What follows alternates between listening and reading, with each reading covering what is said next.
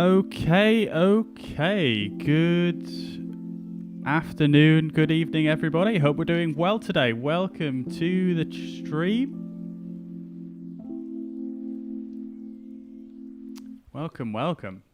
Oh, no.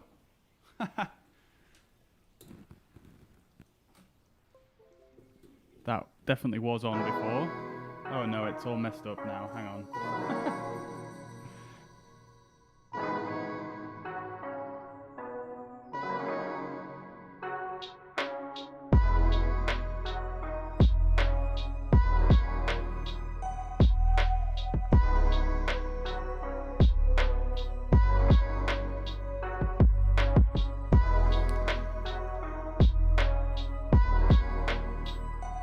Right, okay, I think we're sorted. Oh my god, there we go. Right.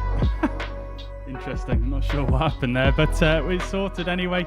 Welcome to the stream, everybody. I hope we're doing well today. Welcome. A little bit of a last minute sort of impromptu stream today. Didn't anticipate having much time to do it today, so we are, we're doing it. We're here. And looking forwards to this one. It should be pretty interesting. It's been a little while since we've flown the CJ4, and looking forwards to getting back in it. It's definitely one of my most favourite aircraft in the sim. Obviously, Working Title have done a fantastic job with it. So looking forwards to this one. Mikhail, welcome to the chat. Good to see you. Yes, indeed. We're going into Aosta. Apologies if my pronunciation of that is terrible. But yes, we're going to be flying there today. It should be pretty cool. This location chosen by a viewer of the channel, Mikhail on YouTube. So thank you very much for that suggestion. It should be pretty interesting. Steve, good evening. Welcome to the chat. Hope you're doing well today. Chris, welcome to the chat, brother. Hope you're doing well. Good to see you. Perfect time. Brilliant. Well, thank you very much, dude. That is very kind of you to say. Hopefully it's quality content. Anyway, we shall see. Like I say, it's a bit of an impromptu stream today. I haven't flown the CJ4 in a little while, so it might be it might be a bit of an interesting one, let's say. So let's see anyway. Once you guys see the approach we're doing into Aosta, you might also be thinking the same thing. It's down a very steep-sided valley, and there isn't actually any instrument approach published for the airport. I was doing a bit of looking into it, and they did used to have an IGS approach, but it looks like they scrapped that. So we don't currently have an instrument approach, so it will be a visual approach into Aosta. I think the original approach as well was something like a 5-degree glide path, so it should be pretty interesting to get in there. But it is going to be a visual approach nevertheless, and the CJ4 is absolutely beautiful to hand fly, so it should be nice. But yeah, that's where we're going today. We're going from Florence to Aosta, over to the north of Italy, into the Alps, and nestled in the Alps is Aosta. And it should be a fairly short flight if my calculations are correct, and we should therefore have time following the flight to fly over to Sint Gallen in Switzerland, which is another fantastic airport scenery and just a fantastic flight overall. It's right over the Alps. It should take us right over the Matterhorn, so it should be pretty cool on the way out as well. So it should be just pretty stunning flight overall. Looking forward to it. I'm looking forward to it. Dave, good evening, sir. Good evening. I hope you're doing well, mate. Sorry I missed you the other night. I didn't forget, but I didn't see any messages come through.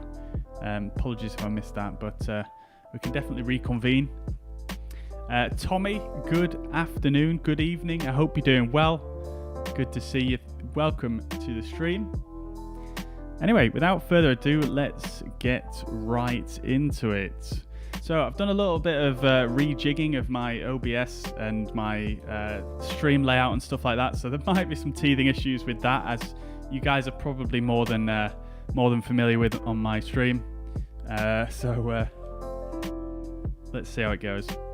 All right, so here we are at Florence. We're just hanging out here in the tower at the moment. This is a fantastic scenery. Like, if you've watched my stream before, I have flown out of here a number of times. And yeah, this has just got to be one of the best sceneries available for the sim. This was one of the fairly early scenery that came out as well. But as you can see, absolutely brilliant ground markings. You've got the glass on the windows here. You can see the reflections from the inside as well. Very, very nice work by Gaya Simulations. And yeah, it's just a stunning scenery. It's so well done, so well textured. It looks so realistic. I don't know how they've done it, but it just looks, everything just looks so realistic. It's brilliant. But you guys have seen this scenery before on the channel, so I'm not gonna spend too long here. But as you can see, the details are just absolutely out of this world, really. Like, even the attention to detail over here, it's just absolutely stunning. And then this airport does actually have airline service. Look at these ground markings, absolutely brilliant. But it does have airline service, which is coming from over on this side here, where you can see there is a few statics, a few Embraer jets, and yeah, I believe there is an A220 and an A318 service in here as well. Oh, A319, sorry. So really looking forward to having those aircraft available to us so we can fly in here in a proper jetliner. As you can see, absolutely stunning scenery. You've even got this train here, which does move up and down. And look at the resolution on the textures right here. Even just on this little train on the outside. And we should see in a moment that it does actually move along the tracks there. Just brilliant. Altitude. Just brilliant. Oh. Altitude. Interesting. There we go. There goes the train. Brilliant. This would be the main terminal for your departures out of Florence. Aeroporto di Firenze. My Italian's probably absolutely dire there, but there we go. Oh, I've never noticed this one before. You've got an Opel garage over here. Love to see it. I think this scenery does add some other stuff as well in Florence that I've never actually noticed, to be quite honest with you. I think it adds in the Duomo. The main sort of, what is it called? Duomo Firenze or something like that. And it adds a few other landmarks in as well, but let's see if I can just spot it from up here.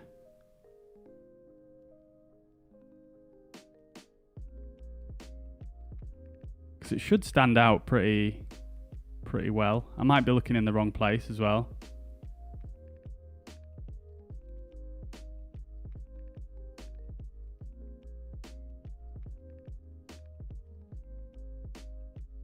Yeah. I'll find it for you guys off stream and I'll show you another time. But as you can see, the area around here just looks great. I think this is photogrammetry, isn't it? Oh, it definitely is photogrammetry. I mean, it looks good from high up, but down close, you know what it's like. All right. Aosta charts. Have you got some Aosta charts for me, Mikhail? I've looked on Navigraph and there isn't any actual instrument approach charts and there isn't any in the nav data either. So I thought they'd removed them. Excuse me. Winter Splash, good evening, sir. Hope you're doing well. Good to see you, mate. Welcome back to the stream. I hope you're doing well. But yeah, here we are. We've got a fantastic livery that I found on flightsim.to earlier on today. This beautiful November 347 Charlie Zulu livery. Obviously a private livery in real life, but it is based on a real plane. And it's just really nice, I think. It's got some nice sort of reflective qualities to the paint, and yeah, it just looks nice. It just looks nice. So yeah, that's that one. Oh, my chat's doing weird things. It shouldn't do that. It shouldn't do that. It should. The message should pop up right at the underneath me here. It shouldn't be leaving a gap there. Okay, so that's something I'll have to work out. I'm sure. I thought I fixed that. Hang on, let me just do this real quick.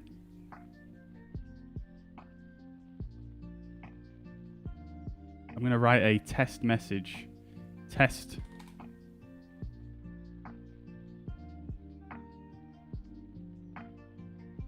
There we go. That's how it should be. All right. Anyway, let's see. Proposed to my wife for 15 years in Florence in 2006. Fantastic, dude. Well, that is amazing. Congratulations. Well, it's a bit late to be saying congratulations now, isn't it? But trip down memory lane there, I suppose, maybe. I don't know if you flew into this airport. But anyway. Paul, welcome to the chat. Good to see you too. Yeah, I'm doing very well, thank you. Yeah, how are you doing? Mikhail has a link for Aosta charts. By all means, link me up. Yeah, feel free to drop a link in the chat. If for whatever reason it doesn't work, I can allow it through. Yeah, just drop it in there, and I will have a look.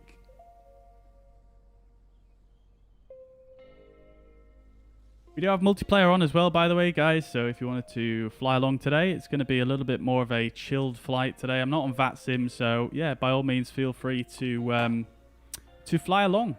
I did want to test out the FSLTL injector as well in this location, so I'm just going to open that one up.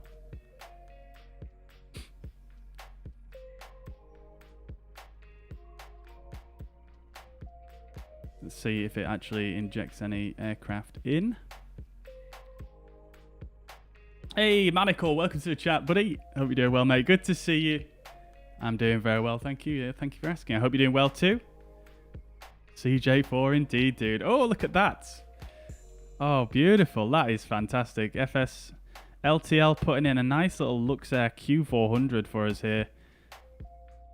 It's not too perfectly parked, but we'll give them a pass on that. We've got a Embraer parked right here, which is obviously not painted yet, but there are still some paints to do, I believe. I'm just going to take a quick screenshot right here just for the development team. How do I do this here?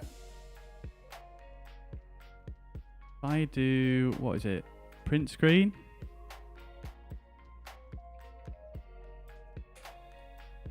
Oh, okay.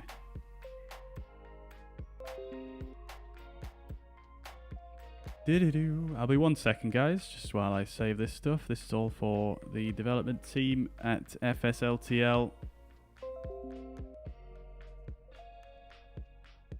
Great stuff. Okay.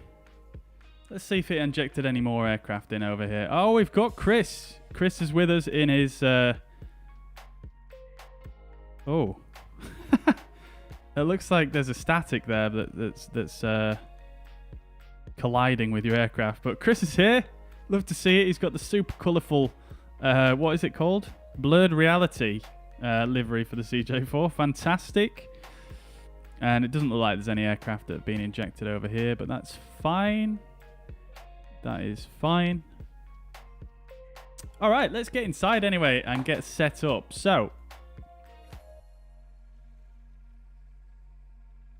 where's the old music volume? I'll just turn that down a little bit. All right, here we are. So, first of all, let's just make sure everything is set up properly. So thrust levers are idle. Now, that's not right. Good thing I checked that one. So I'll just have to sort this out real quick.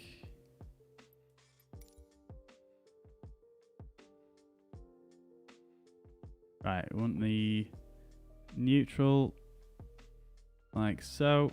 And like so. If you ever find that you can't get your default aircraft to work properly, with the TCA add-on, the TCA quadrant. Easiest way to fix the majority of them is just by moving your neutral across, like I just did basically. If you move your neutral all the way to the right, that basically sets the start point of the throttle to halfway, and that's where it started registering before. So I was moving my throttle from halfway to full, and it was only that movement that it was allowing. Anything below that was no movement.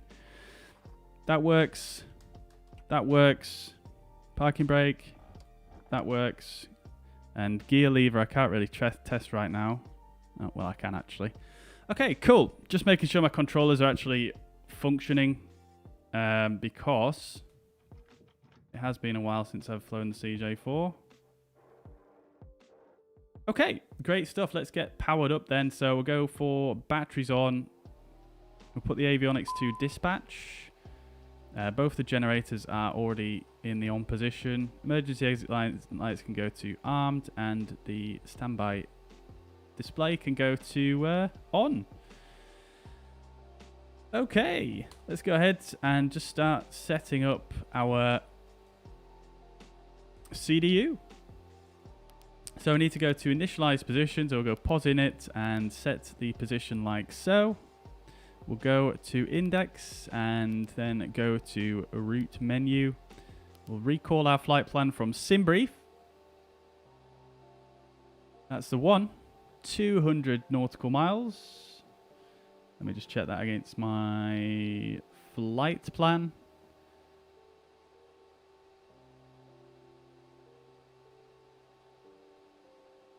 Okay, that looks about right. It's 260 total, what we're looking for. We don't have the actual arrival and departure in there just yet, so we'll have a look at that in a second here.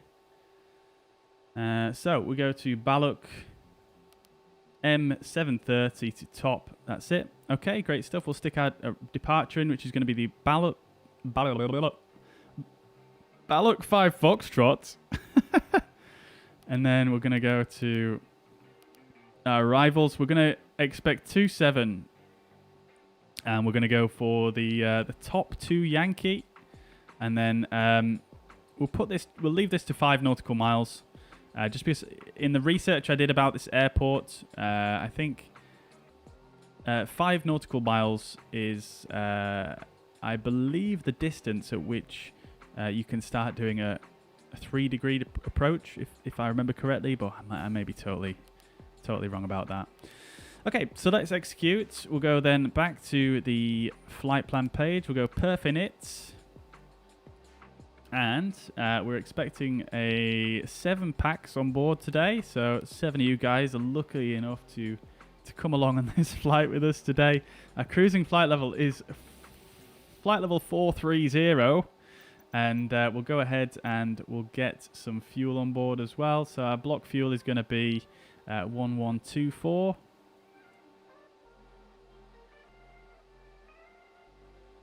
Look at that, exactly right, perfect. We'll come back out of that and come back in it, just so we've got the right figures up here. Gross weight is 6326, which is more or less spot on. That'll do it. So let's go then to our takeoff page. Weather in Florence currently is winds are variable at 1 knot, so we'll just go like that. Outside air temperature is 5 degrees and the QNH is 1005, so a very pleasant day here in Florence. This is live weather, but it's obviously not live time, so a very pleasant evening in reality in Florence. Anti-ice, we're going to have... We'll probably have anti-ice off actually for this departure, just because there's... Oh, look at that, there's a plane. That's not a player, that is an aircraft that's been injected by FSLTL. Let's check. Okay, so we are at Florence, and we're looking to the northeast. And we're looking to the northeast. So if I bring up Flight Radar 24...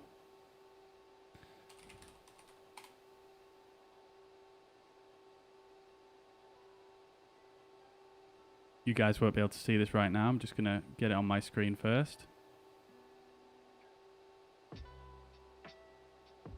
I bring up flight radar 24 and look to the northeast from this airport. I can in fact see an aircraft. I can see 2 aircraft. There is actually an Iberia aircraft parked on the ground here as well, apparently. But I don't see it.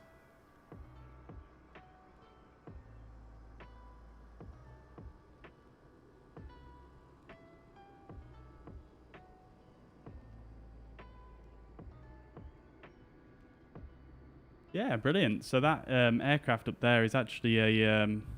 where's it gone? Has it flown over us? Oh! I think it's gone past us now. But anyway, that is a... yeah, it was a cargo 737, actually. Flying with DHL or Eurotrans.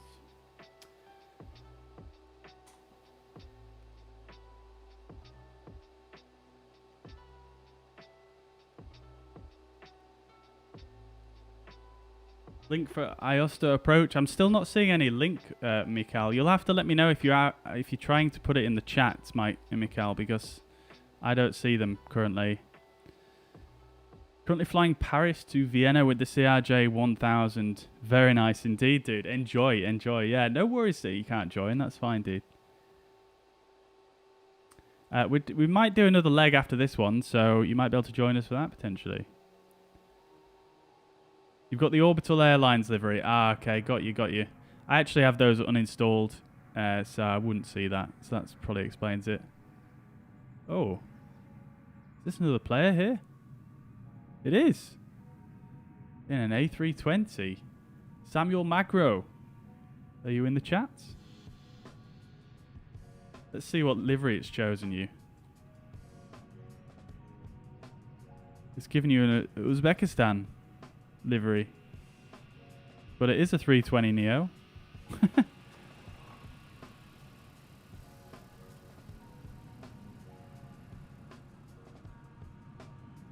Oh, we've got another player. This is popular airport right now. Discreet Bow 1984 coming in. All right, anyway guys, sorry about that little tangent there. I just wanted to see what work FSLTL was doing there. So yeah, great stuff. It's bringing in obviously data from Flight Radar 24 into the sim, so pretty cool to see. No clouds, so we're going to leave anti-ice off actually. We'll put it on. It's probably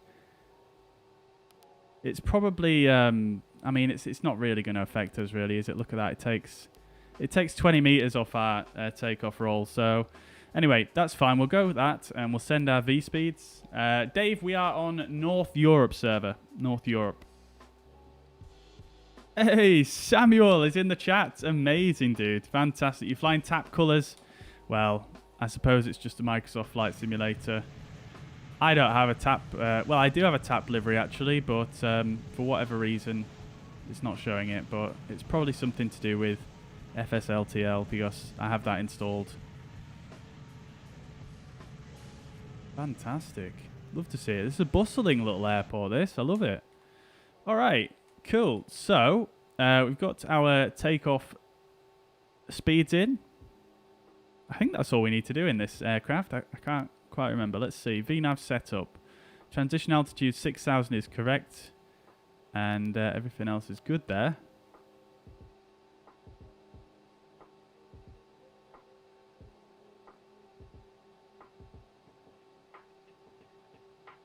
I say 6,000 is correct. It may not be. So I'm just going to check that.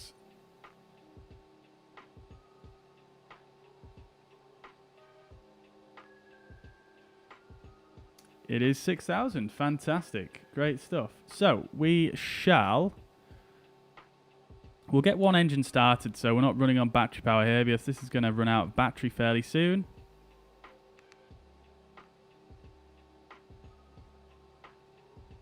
Yeah, let's do that. Okay, so nav lights, beacon lights, and logo lights can come on. we'll go ahead and start the right engine.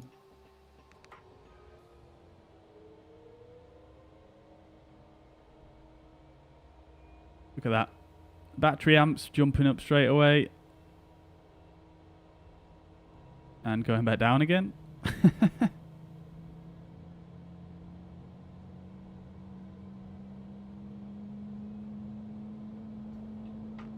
Hydraulics pressurized.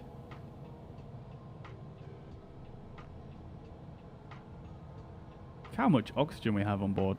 Plenty. N1 rotations. ITT's rising. We're looking good. Let's get that trim set real quick. Make sure it's in that green. Just while I remember there. Okay, fantastic. That looks like one good engine start.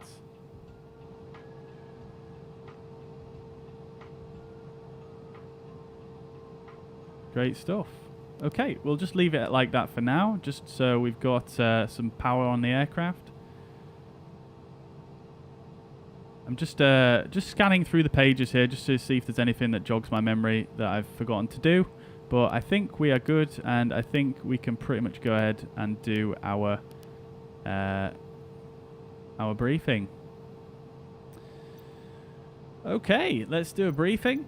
I'll just need to quickly log in on this Navigraph situation.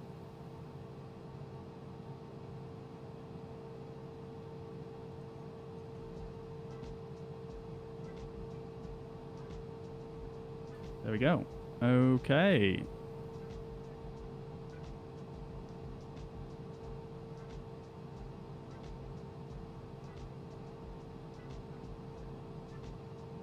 Fantastic. Oh, that's you, Dave. Oh, fantastic, dude. Awesome. Awesome. We've got so many people flying today. I love to see it. I love to see it.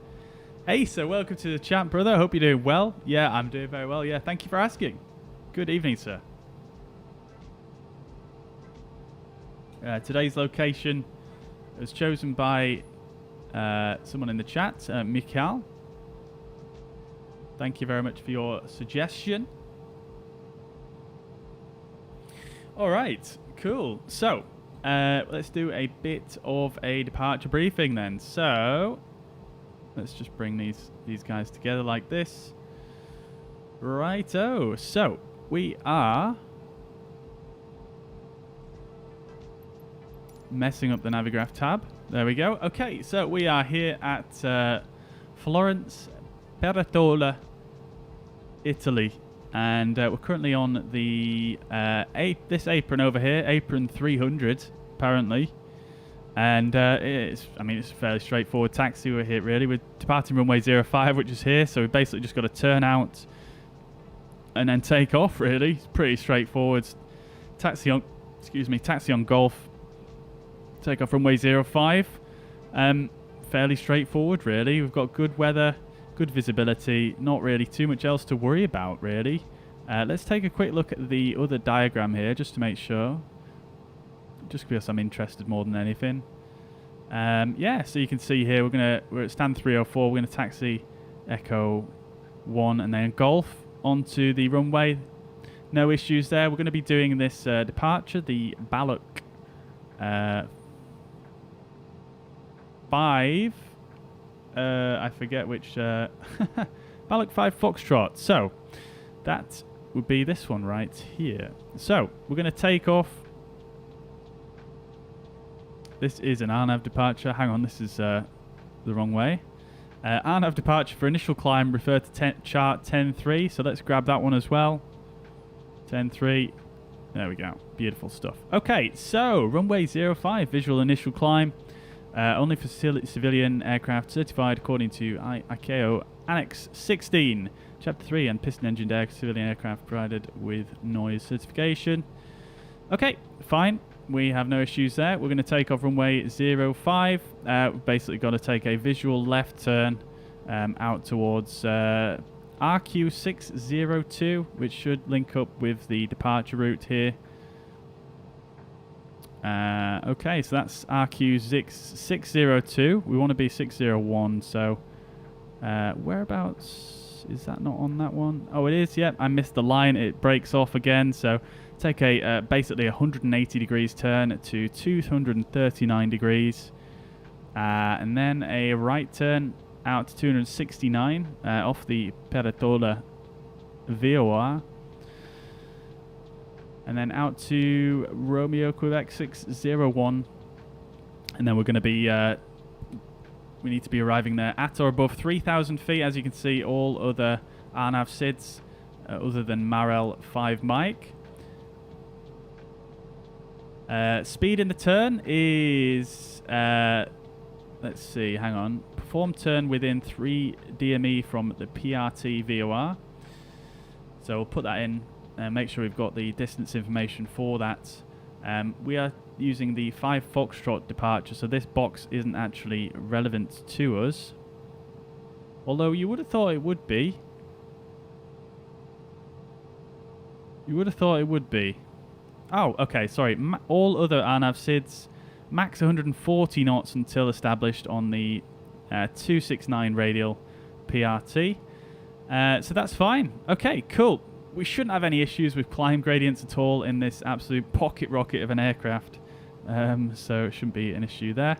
So this is going to be our initial climb. As soon as possible, turn left within 3 miles PRT, 270 degree track to...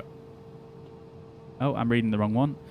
As soon as possible, turn... This is quite a complicated chart, actually. It's got a lot of information on one page. As soon as possible, turn left within 3 miles PRT, 239 track. Intercept PRT 269 to RQ 601 /7 DME PRT, then join the assigned SID, which is going to take us on to this right here, which is Ballock 5 Foxtrot. As noted here, we need to make sure 140 knots is the maximum speed we can fly until we're established on this outbound radial here. So 140 knots all the way around here, and then when we're on here we can start to accelerate. We need to be at or above 3,000 feet.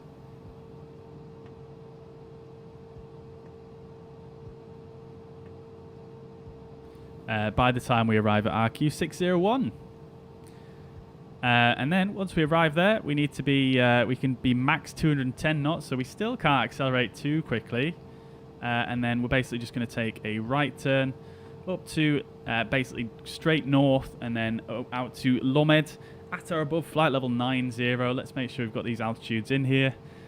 So RQ 601, 3,000 or above, 6,000 or above at RQ 603, which is here. And then Lomed above 9,000 feet, or flight level 90. And then RQ 606 at or above 110. And then Ballock at or above 120. It's quite a lot of restrictions going on, really, for such a small airport. Maybe it's busier than what I actually think it is in real life. All right, great stuff. So that is that. We'll need to try and see if we can work out something that's going to give us a little bit of guidance here on this departure, which just be handy to have, really. So we're going to go ahead and go to the tune page. Cross-side tuning inoperative. That's probably because we're still in dispatch mode on the aircraft, on the avionics. So we'll put that to on now. There we go. Perfect. We'll go ahead and start the other engine as well.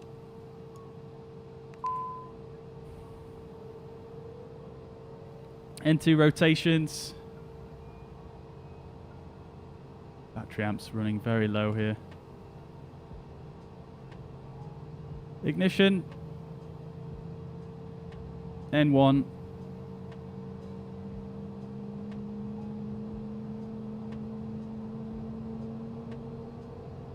How do you say name tags? ITT is rising there. How do you see name tags? Go to General Options, Traffic, and Show Traffic Nameplates. Turn that to on.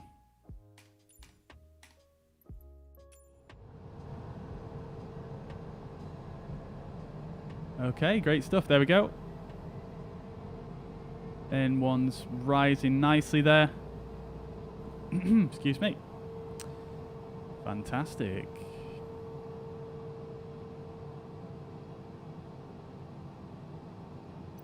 Great stuff. Okay, we've got the extra assist page up there, so we'll go ahead and remove this one at the bottom. There we go. Okay, so let's go ahead and get the VOR tune that we wanted, which was 112.5 in nav1. That's all we really need, to be honest. We can come up here and you can navigate using just VORs on this, which is quite nice. Let's just have a quick look at that chart again. So 269. Okay. Cool. So we'll go ahead and put the 269 course in. We're going to put our nav source to VOR1. Like so. And then we'll set our course to 269.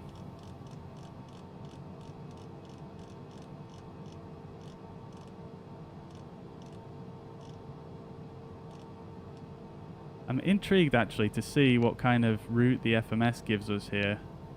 Let me just check that one out real quick. I forget the zoom. There we go. Okay, yeah, so it doesn't really give us any guidance here. So we're going to have to do the procedure using this, I think. So we're going to take a left turn. In fact, we can actually get the charts up in this aircraft as well, I believe. Let's just do that.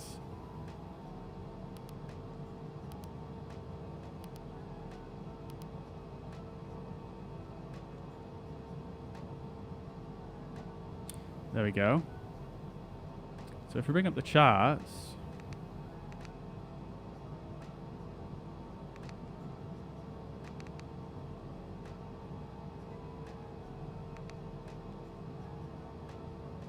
we don't want that. We want a departure. We want this one right here. There we go. Fantastic. Now, I believe because of some weird reason, you need to have the lock cockpit interaction system on to do this. There we go. Okay, so there we go. We'll use that for guidance initially. Well, we'll not use it for guidance, but we'll use it to remind ourselves what we need to do. We can actually zoom that in as well, I believe. There we go. Fantastic. Great. We've got pretty much all the information we need there. 140 knots here. And then we need to remember 210 on this leg here. Oh, it does actually say it there. So we'll leave it zoomed out so we can actually see the full chart. Okay. Great stuff. Okay, so I think we're pretty much good to go then. Let's get the legs page up. We've got both engines started. We'll go climate control to normal. We'll close the charts and we'll just run a quick checklist. All right. Normal checklists before starting engines. Oops, a bit late for that one. Let's see if we did everything right anyway. So battery switch was on. Emergency lights was armed. Standby flight display was on. Avionics was in dispatch. Parking brake was set. Wheel chocks were removed. Cabin door was closed. Passenger briefing is not complete. We can do that now. Actually, we'll do it. No. Takeoff. It's takeoff briefing. Let's pretend we briefed them in person. Checklist. Passenger briefing is complete. Seats, belts, pedals are adjusted. Exterior lights as required. ICAS was checked. FMS was checked and set. Climate control was off. So that checklist is complete. Starting engines. We have done all that one. Alright, great stuff. So, before taxi checklist, avionics switch on. Climate control normal. Passenger lights safety button. We'll go ahead and turn those on now as well.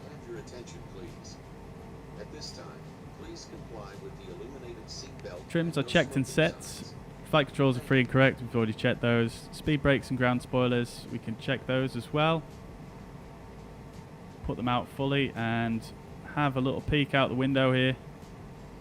You can see those are deployed. We've got another A320 here. Fantastic.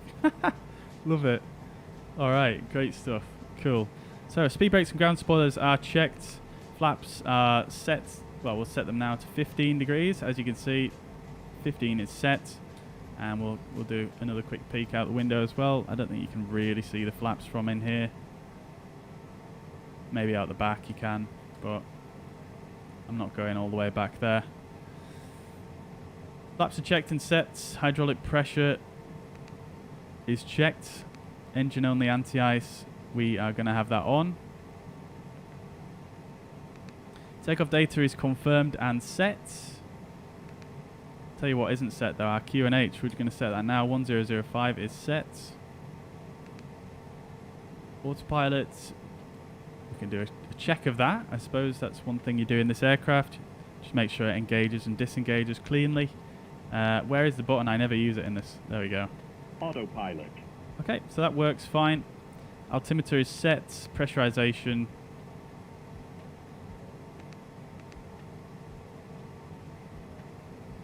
Not actually sure where you see the pressurization in this one. I can't quite remember. I don't know if you even can. Well, obviously you can, but I don't know if it's actually in the mod or not.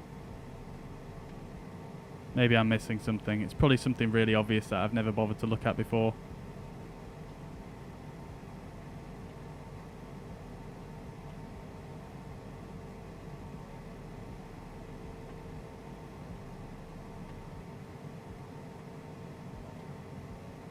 There must be a way to see the current... Anyway.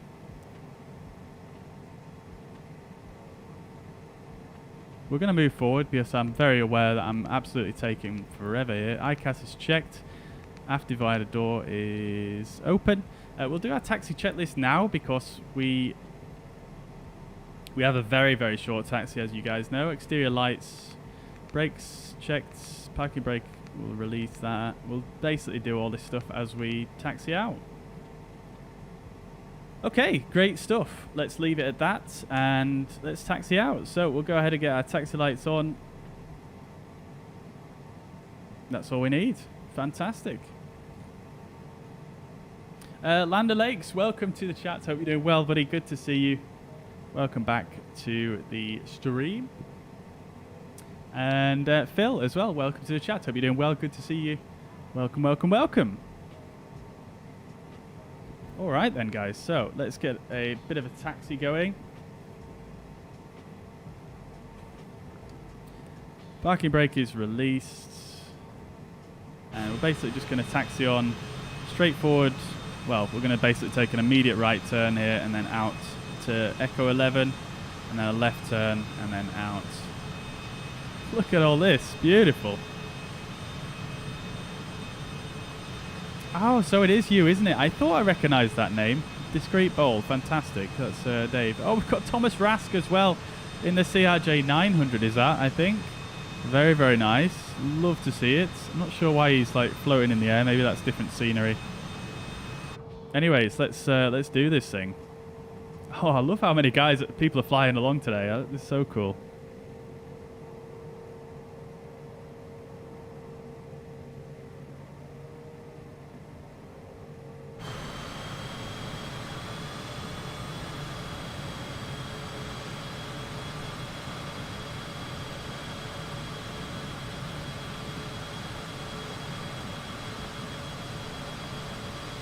Right.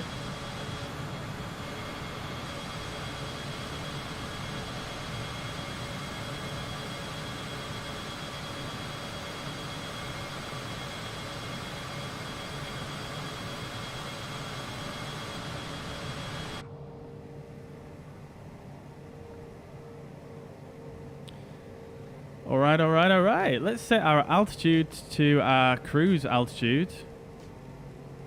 Because we've got no upper restrictions.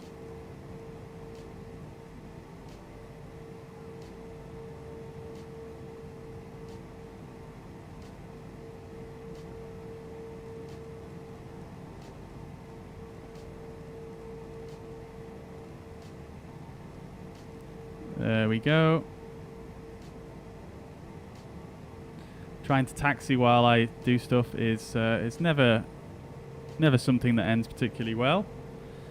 But there we go. Let's set the takeoff mode for the autopilot, which is here.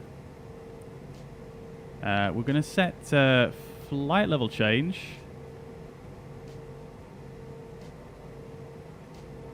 No, we're not actually. We are... In fact, no, we're not going to do any... Can we do flight level change? Does that knock out the takeoff mode? It does, doesn't it? Yeah, okay, so we'll just leave it like that. But we do need to make sure we don't go over that speed limit, which is 140 knots. That's going to be very difficult in this aircraft, I'm not going to lie.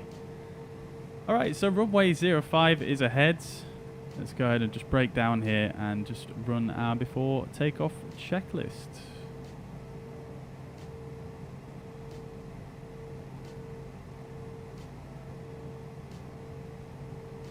Okay, parking brake is set. Okay, before takeoff checklist. Ice protection system is checked. Rudder bias is checked. Seats, flaps is checked and set. Speed brakes are 0%. Trims are set for takeoff. Crew briefing is complete. TCAS we can put now to TARA. I think you can actually set it on this side as well, can't you? You cannot. Okay, TARA. On the TCAS, radar is as required. GA button is pushed. Battery amps are 20 or less. Definitely 20 or less. Minus 20 in fact. Ice protections are as required. Pitot and static heats are on. Exterior lights as required. ECAS is checked. Before takeoff checklist is complete. The takeoff checklist will obviously do whilst we are doing the takeoff itself. I'm going to get rid of this checklist now, and we're going to bring that chart back up. We're also going to turn our pulse lights on and our strobe lights on as we enter the runway here.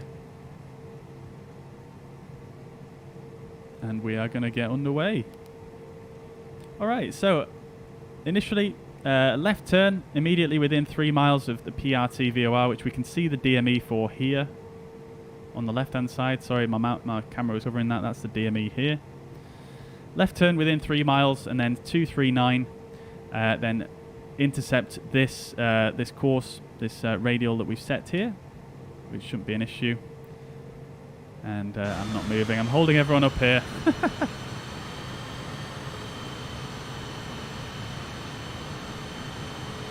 Oh, another. Oh my god, there's so many aircraft here. This is crazy.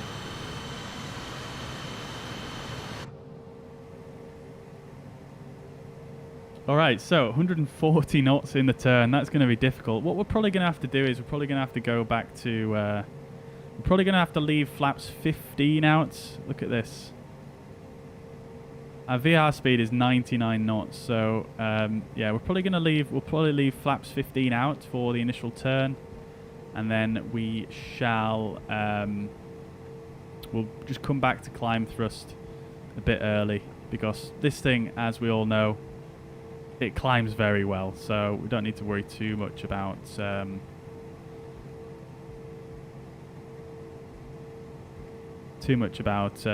bringing it back to climb thrust a bit early. The taxiing in this seems different to what it normally is. Usually it's super nice to taxi, but it feels like it's being a bit janky for me right now. Okay, I'm just going to zoom this in, so I've got... Oh god, it's so difficult. I hope they fix this soon. There we go. Beautiful. Alright, let's do it.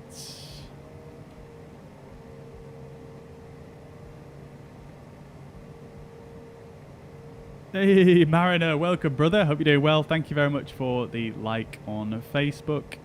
Much appreciated, dude. Hope you're well. Okie dokie, let's do it.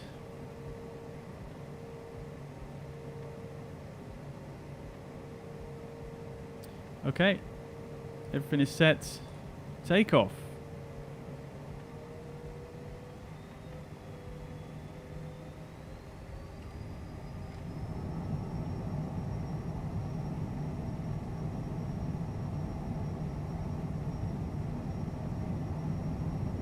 V1 and rotate.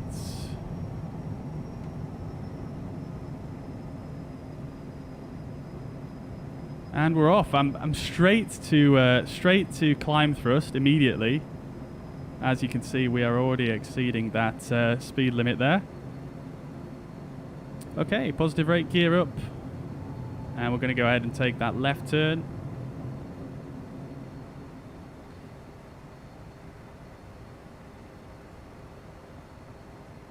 Yeah, we're actually still a bit fast here.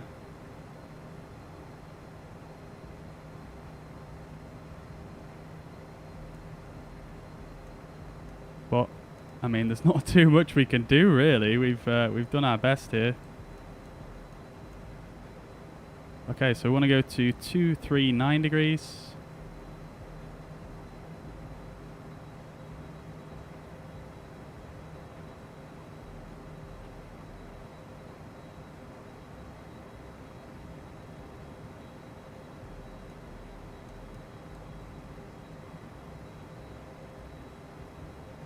Coming up on that now. There we go. Rolling out. Overshot it a little bit. Going to go to the right. Bring in the thrust back even more. There we go. That's 239. That's a heading of 239, but we do have very light winds here, so don't need to take that into account too much. Speed's bang on now. We're over 3,000 feet. And then we're going to go and turn on LNAV. And flight level change.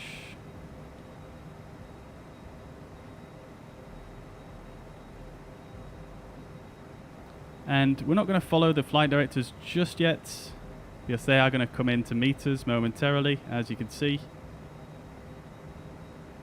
And we're going to start taking that right turn to 269.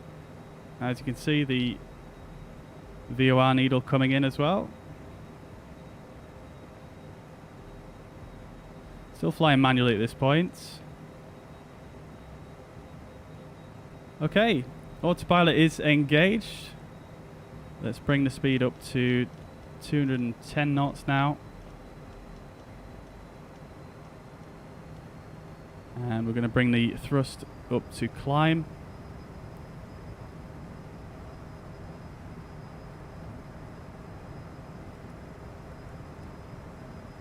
Okie dokie, we'll switch our nav source now.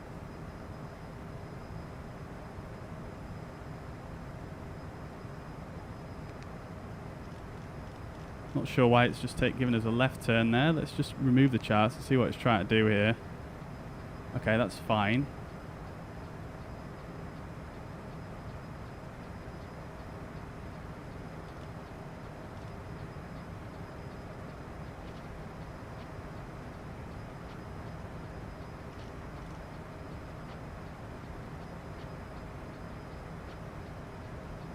Right, we'll wait for it to sequence to this next waypoint that we need.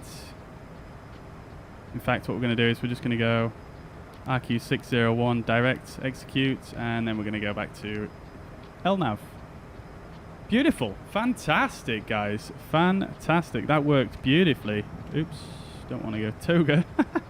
Yeah, that worked beautifully. That worked so well. It's doing a bit of a funny intercept here, but let's just see what it's going to do. Yeah, there we go. We've got it. Yeah, so I actually completely forgot about that. I should have removed that first fix from the FMS there, because that messed me up a little bit on intercepting this this first waypoint of our departure route. But nevertheless, as you can see, that worked pretty well. Let's go to flap 0 now.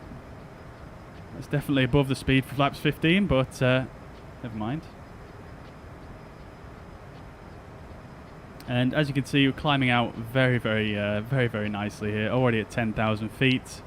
We're going to go ahead and turn the pulse lights to TCAS. Oh, why is that not working? Huh? Ah, that's not working at all. We'll just turn the pulse lights off then. We'll turn our logo light off as well. And the lights the safety belt light signs can come off as well. We'll go to standard pressure as well. There we go, and we're still keeping the speed of 210 knots, as you guys may remember for this departure. We've got to stick to 210 up to this waypoint right here, which we are not quite at just yet. But once we pass through that one, we can then increase our speed to 240 knots, which would be our climb speed for the rest of the climb.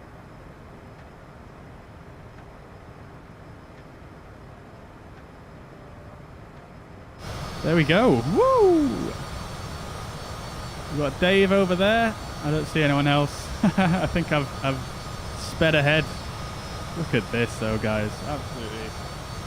Absolutely stunning. Oh, I've got Samuel below us. Love it. Nice smooth frame rate up here as well.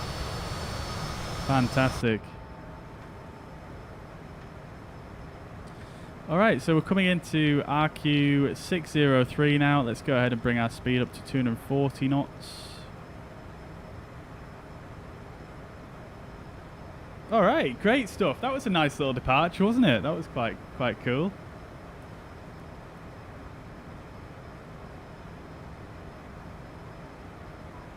Alright, let's see. Definitely missed a few messages here. Oh, Chris. Chris has never flown the CJ4 before. This could be disastrous. Yeah, we'll see, dude. Let's see how it goes. I mean, I personally think it's quite an intuitive aircraft to fly, and it handles extremely well in you know, when you're hand flying. So yeah, I'm a big fan. I think it's really nice plane to fly.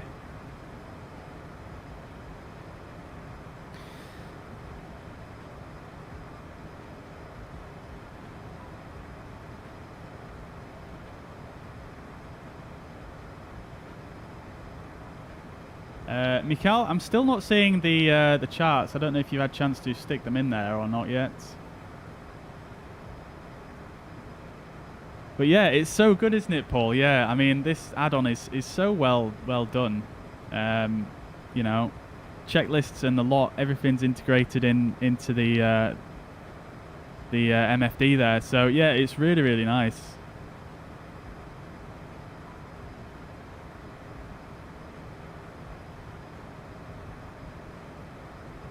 Hey, welcome, Brian, from on a Manchester ground. Fantastic. And Manchester delivery. Love to see it. Oh, I didn't know, guys. I should have checked, and we could have done a fly into Manchester as well, or out of Manchester even.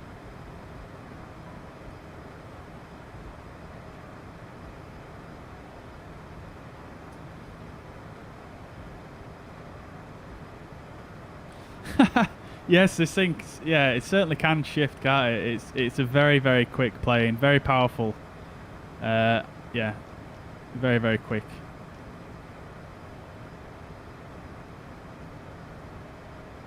Gadget FPV, welcome to the chat. Hope you're doing well. Good to see you again. It was on Twitch, but shows as offline. That is strange. It looks like it's online for me. I don't know. I mean, I'm using a slightly higher bitrate than normal, so it's possible that it's too high a bitrate for Twitch and it's just not showing up. That could be it. So apologies, but I'll try and look at fixing that for next time.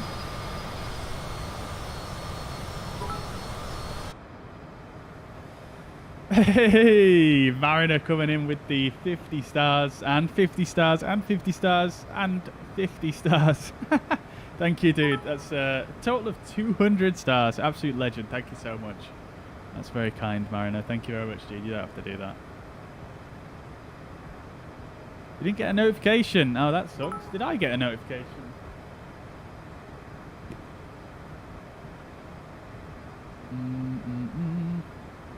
I did get a notification.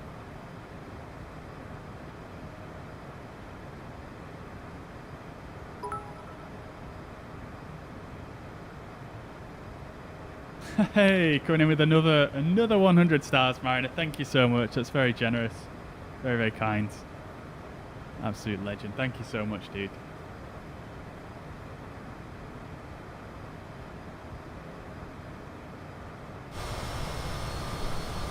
Look at this scenery, though. This is absolutely unreal.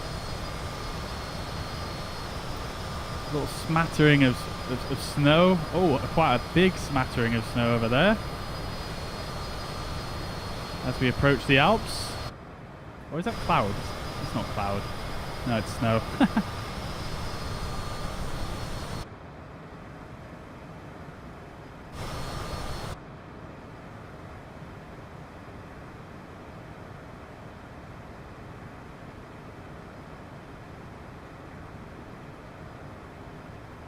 You crashed while trying to suss out the autopilot and oversped. Oh no, dude. Oh no.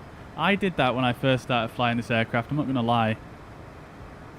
I did that quite a lot because it's such a speedy aircraft. You have to be a little bit aware of that, and you have to be aware of your thrust changes.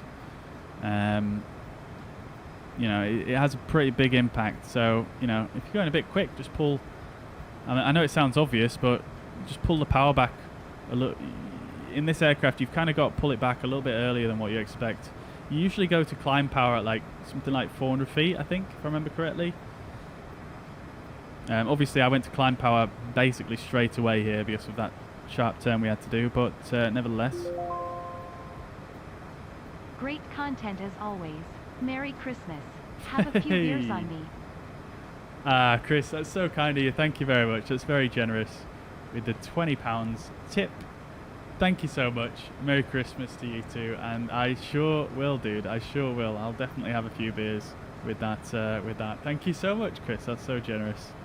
And yeah, I mean, if you're struggling with the CJ4, sorry, on the next leg, I'll try and kind of talk us through, you know, the takeoff procedure, because it all happens so quickly in this aircraft. I remember when I first started using it, it was quite difficult to get right. So I'll try and talk you guys through it next time on the next leg, because we're going to do another leg after this one. So yeah, maybe that'll help. There is also some fantastic tutorials on YouTube. I'd highly recommend checking out Philbert Flies on YouTube. He's done a full tutorial with a real CJ4 pilot, you know, with him there. Yeah, that's a really good tutorial, and it's got some fantastic little bits of information in there. The documentation for the CJ4 is also very, very good because, well, not because of anything, but the working title folks have done a fantastic job at putting together loads of documentation if you want to, you know, have a look stuff up. But I will try and do a bit more of a slow sort of takeoff and try and go through it in a bit more detail on the next leg. If you're interested in looking up the documentation, I'll link it in the chat real quick.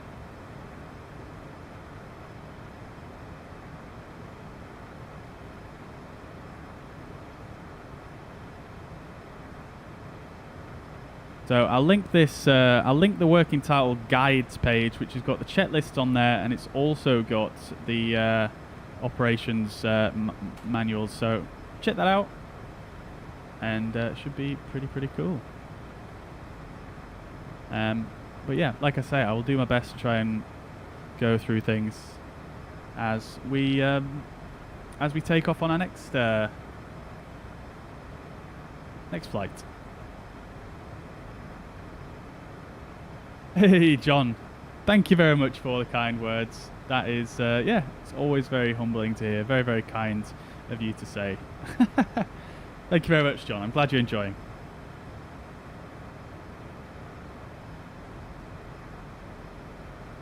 Okay, you're sending the link on Discord. All right, let me just check that. Ah, yes, Mikhail. Yes, that is the chart that I did. I have seen that chart, but it's way out of date.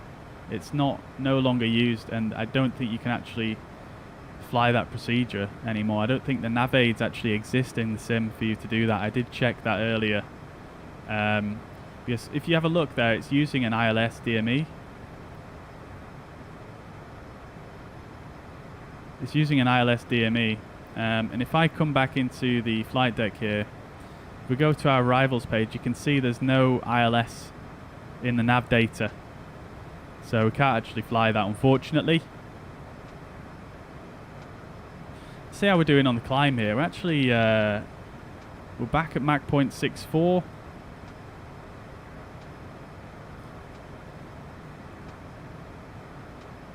I can't remember what the cruise speed is in this aircraft actually.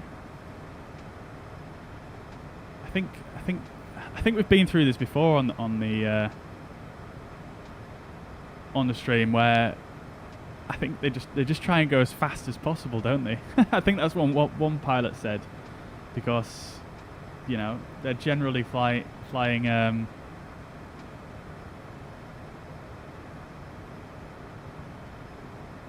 They're just generally flying, you know, business, you know, people around who want to get there super quick. So we'll get the anti-ice off now. We don't need that on anymore. And we'll do our climb checklist, which we did not do. So landing gear is up, flaps retracted, throttles are climb, yaw damper was on. I should have turned that yaw damper on while I was doing my manual flying actually. Forget about that one. Autopilot is set, ice protection is as required, passenger lights are off, landing lights are off. Pressurization and altimeters are set and cross-checked. Alright, great stuff. We are on our way. Fantastic. 109.75 on the localizer. Yep, I will. I'll try and tune it. But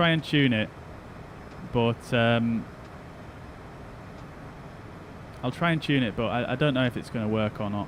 So we're going to treat it as a visual approach until we actually see that it's worked. 109.75.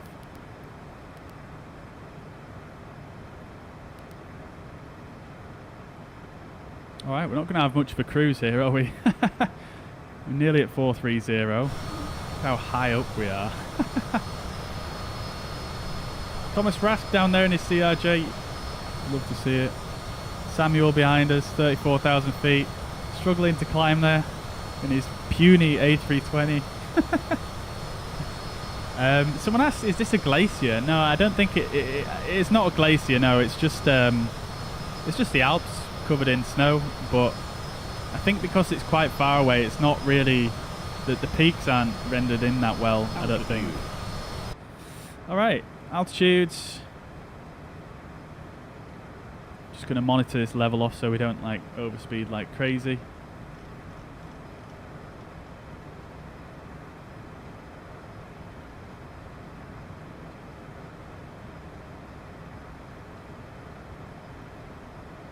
We'll leave the thrust levers in the climb detent for now.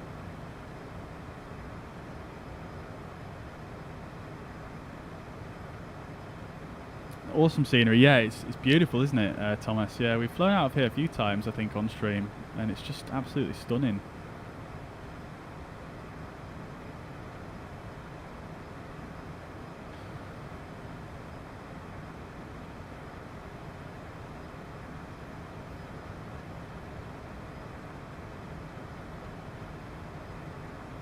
Exile, welcome to the chat. Hope you're doing well. Good to see you again. I hope you're doing well. Bella, welcome to the chat. I hope you're doing well. Good to see you both. Welcome, welcome. As close to red line as possible. Yep. That's what I've heard as well.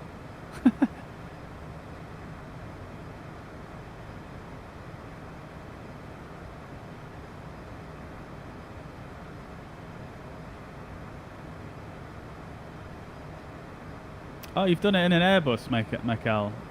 It's offset like Innsbruck. Yeah, I mean, thing is though, I mean, are you using the default nav data or are you using Navigraph nav data? And I've just noticed there's a discontinuity that I didn't clear out, so let's just get rid of that.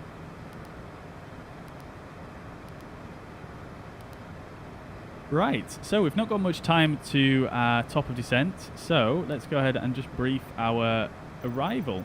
So, it's going to be fairly straightforward. We're using this top 2 Yankee arrival, which is quite straightforward. It brings us into the Torino VOR, down to Irkutsk, Special note with regards to this arrival is the transition altitude is at 15,000 feet. And it also notes that flights shall be conducted with reference to flight levels until leaving Irkutsk. Leaving Irkutsk, set altimeter to Aosta QNH. So that's that. And that's it really, it's fairly straightforward. Just Torino, Irkutsk, and then from there, we're essentially going to be flying visually into the airport. As Mikhail in the chat is saying, there used to be an instrument approach into here, but as you can see, there is no longer an instrument approach. So, yeah, as you can see, no instrument approach procedure established for this airport. You can see there's just a visual diagram here of the valley. You can see there's an ILS DME which we've got tuned, and we should use that for DME information. And yeah, we're just going to fly visually down into the valley from this east side. Follow the power lines down. We're going for runway 27, I think it was. Yeah, runway 27. It's decently long, so we shouldn't have too much issues, even if we float a bit on this runway. And yeah, basically just fly straight in from the east and down onto runway 27, hopefully. So that's going to be our arrival. Let's just go ahead and turn the VNAV on real quick. So VNAV, and we'll book our altitude down to 10,000 feet for now. The airport elevation itself is, we didn't check that, did we? It's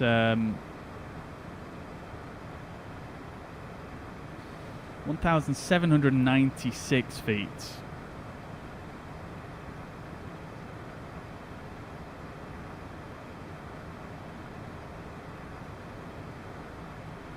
Alright, here we go. The V path is captured, so I'm going to idle the throttles.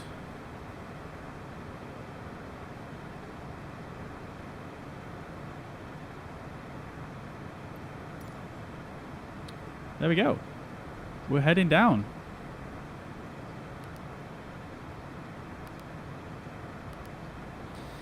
Great stuff. Okay, so cruise checklist, we pretty much just glossed over that because we had hardly any time in the cruise at all. Descent, pressurization is set landing elevation. Now, I don't believe you actually need to do that, do you? Because I don't think I've ever done that in this aircraft.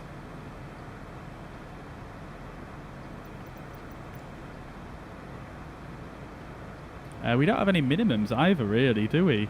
You've just got to be visual. So I don't know if I'm even going to set minimums. I'm not sure how you would treat this. This is quite an interesting, something a bit different. Right, so we're definitely going to get the terrain radar up for this approach. That's for sure.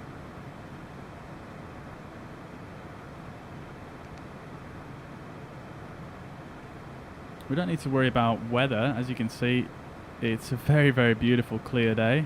Look at all these snow-covered mountains. Oh, I've got that's Genoa Airport down there. We've flown into there before. And we are headed up this way.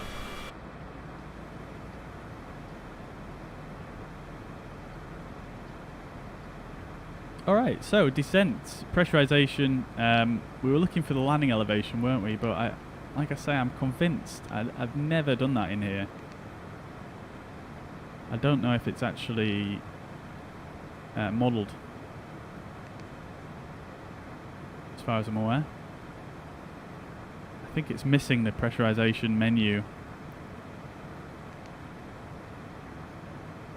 Oh, the traffic button works, actually. That's new. I didn't know that. Let's just remove that. No, I don't see it. Anyways, let's carry on. This zoom button's a bit... Why is it wonky? I wonder if it's supposed to be like that. Right, checklist. Back to the checklist. Where are they? There we go. Okay, so ice protection systems, we're going to assume that that's all set. We'll stick the engine on the anti-ice back on. Altimeters are set to standard currently, exterior lights as required. Okay, now, for the approach, we're probably not going to have a chance to do much of this. So we'll try and do as much as we can right now.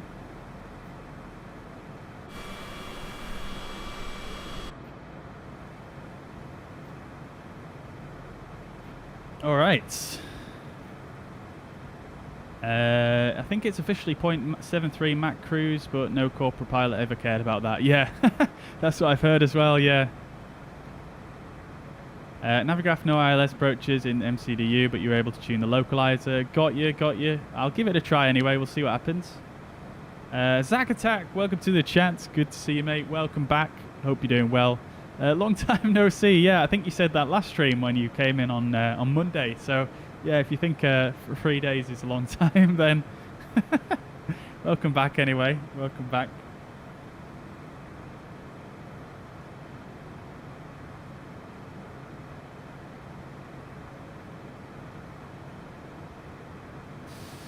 Let's have a look on Discord then. Oh yeah, Mikhail, I've seen your, I've seen the chart there. Yeah.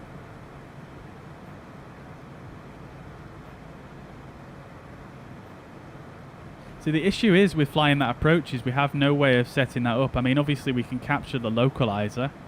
You know, we'll do that anyway. But in terms of setting up the full approach, we don't really have any way of setting up those initial waypoints. I suppose you could set up the VOR courses, couldn't you? Let's have a look. Oh, it's very low res.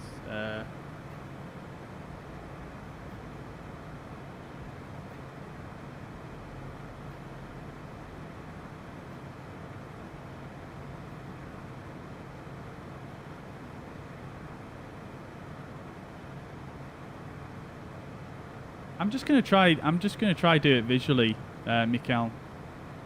It's still gonna be it's still gonna be spicy approach, I think. But yeah, let's just try do it as it is today. Okay, so we'll go do our perf then, and we'll do our approach perf. So checking the weather. I don't think we can even pick up a METAR for this airport, can we? No, we cannot. Alright. Can the in-game ATC save us?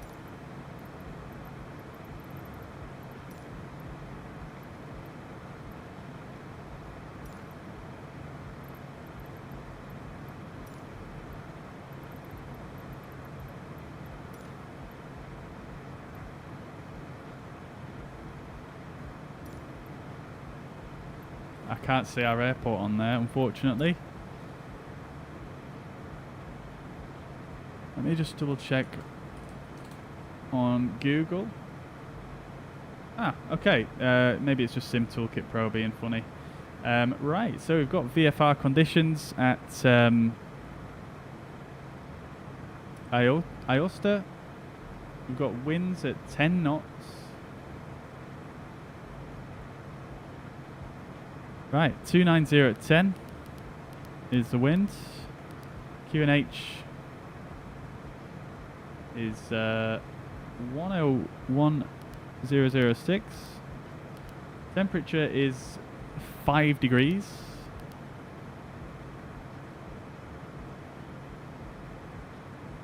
And that is it. So we've got a little bit of a crosswind, mostly headwind there. Anti-ice is going to be on, and we'll send that over. Great stuff. What we'll also do is we'll go ahead and just tune there. I think there's a VOR on the airport. Yep, there is, 109.25. We'll get that tuned as well, just to have some more situational awareness. 109.25. We'll put that into nav2. I'm going to go ahead and just bring up some of these bearing pointers on the... Oh no, I did not mean to do that. It's reverted to LNAV. That's fine. Oops. Let's go to bearing source. We'll turn on VOR2. And tail stick. We'll turn on VOR1 as well, just to see if we can see that information for the ILS. That's that done.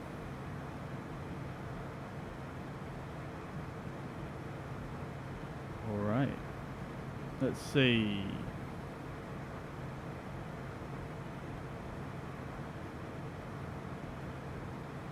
What am I looking for, Exile? I'm not sure. What am I looking for? I was being shown a approach plate for this airport, the older IGS approach, I think it was, and we were just looking at that. But yeah, just gonna try do it as it is today, you know. So. No instrument approaches, so we're going to try and do it visually into the airport and see how that goes.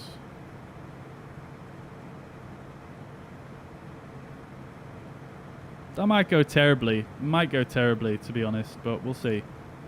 We'll see.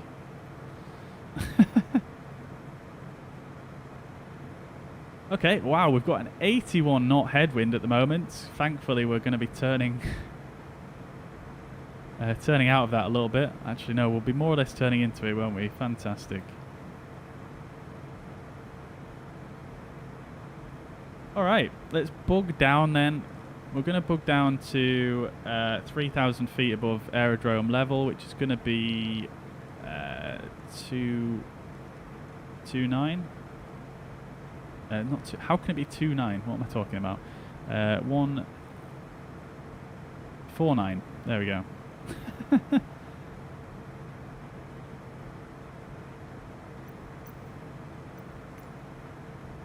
And I'm just going to check that.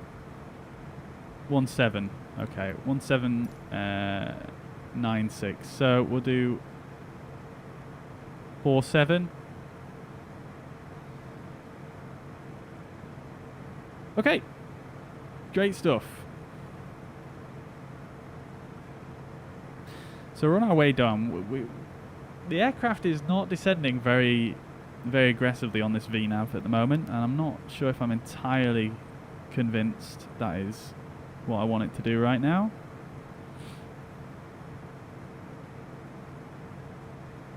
But it seems to be on profile.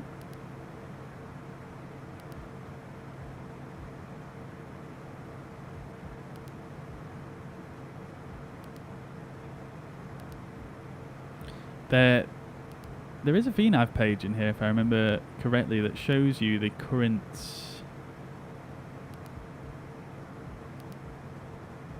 There we go.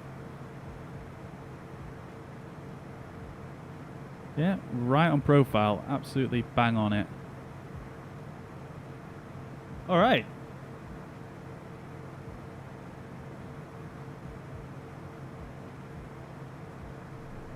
Minimums to 3,900 baro. I suppose that doesn't really matter though, does it, if we are visual? We're not doing an instrument approach. As long as we've got visual contact with the airport.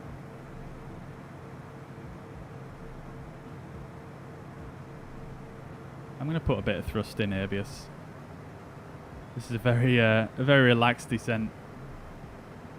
Bit slow for me. Ace Black Ice, welcome to the chat. Hope you're doing well. Welcome. I don't think I've seen your name in chat before, so welcome to the stream. I hope you're doing well.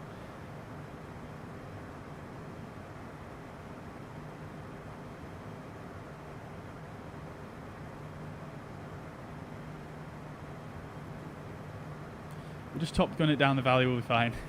Of course, of course. Oh, that's so kind of you to say, Black Eyes. Thank you very much. Very, very kind.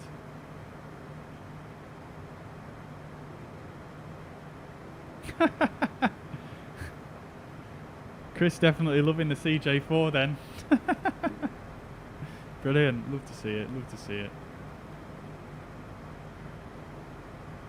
All right, so we're more or less over Turin right now, or Torino. I think that's more or less this whole area right here. This VOR TOP top is the Torino VOR, if I remember correctly. So this is, I think, Turin right here. I think we've actually flown in there before. I think we flew in there on X-Plane, didn't we? Yeah, Torino. Thomas Rask down below us. I can see his beacon light. Oh, I can actually see his plane. Wow, fantastic. Samuel over yonder.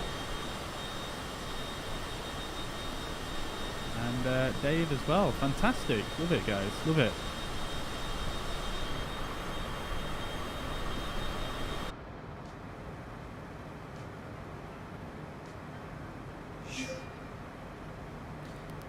Fantastic.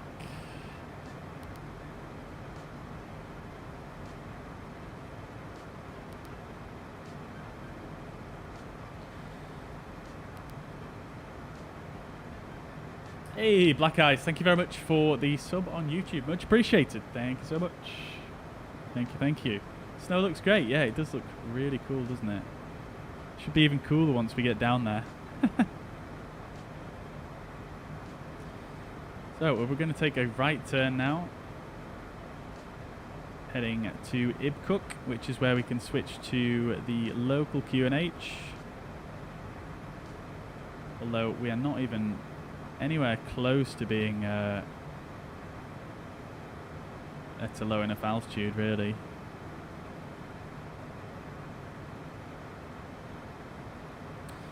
Alright, so we've got the SCS VOR identified, which is our VOR on the airport.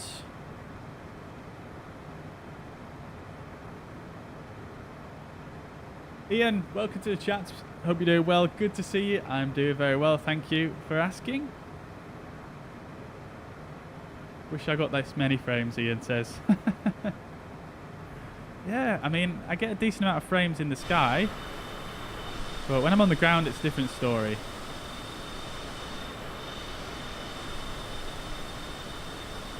But yeah, it seems to be quite nice up in the cruise. 100%. I love how this snow is kind of like, it just looks, excuse me, it just looks very realistic, I think. It just looks very good. How it's kind of filling in certain fields and not others, and yeah, it just looks good.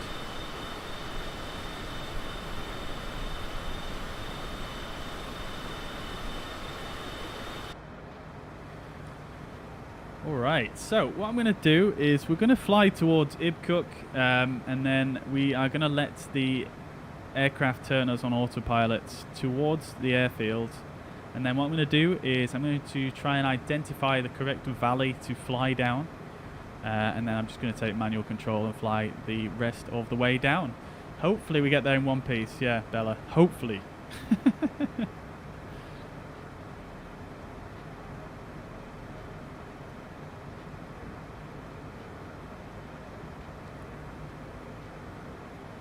There we go. Got a bit more of a descent rate going now. It was very relaxed descent before.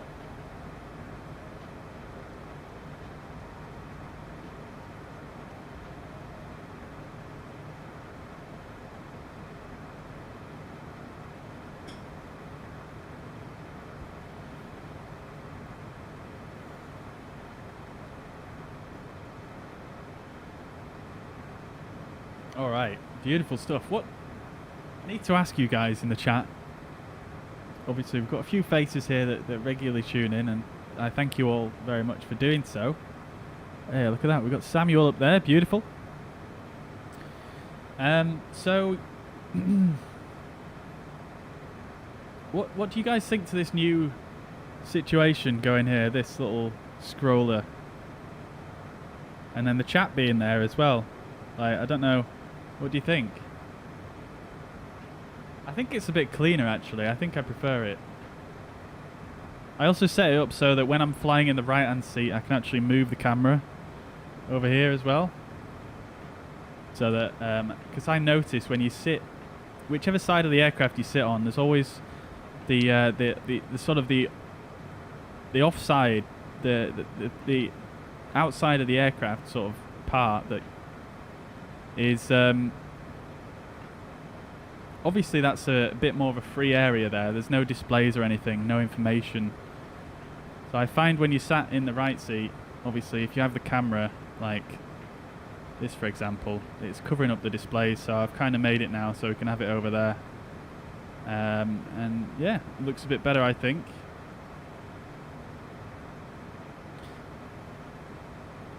Hopefully that made sense. I'm just blurting out what my brain thinks, how my brain thinks.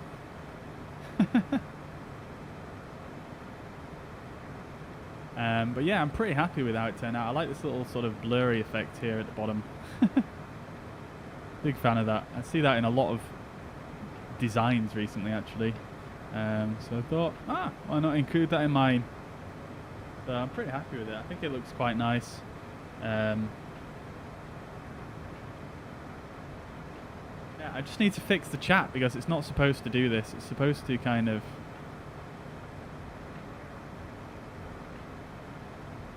It's supposed to not have a gap below here. It's supposed to always have a message just below. So I need to sort that out, but other than that...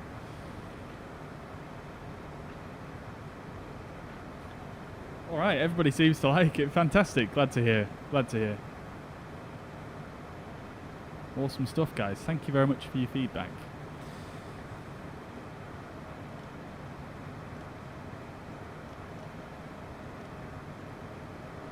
Alright, we're getting in now. We're getting in there. I'm going to idle the throttles now because we've gained quite a lot of speed there. So I'm just going to idle the throttles here. Let's have a sneaky peek. Let's see if we can identify which valley we're going down. I think it's this valley, I think. This is the valley that I've been eyeing all along. I might be wrong. But I'm pretty sure it's that valley, and we need to just follow it up. I'm surprised there's no instrument approach to this, actually, because look at this, like... It's not easy to identify, is it? Actually, I think it could be this valley right here. I'm not 100% sure at this point. Also, having a look at the charts here, it doesn't make it easy for you to kind of work out, does it? Because the valley actually turns out here. It turns down like this.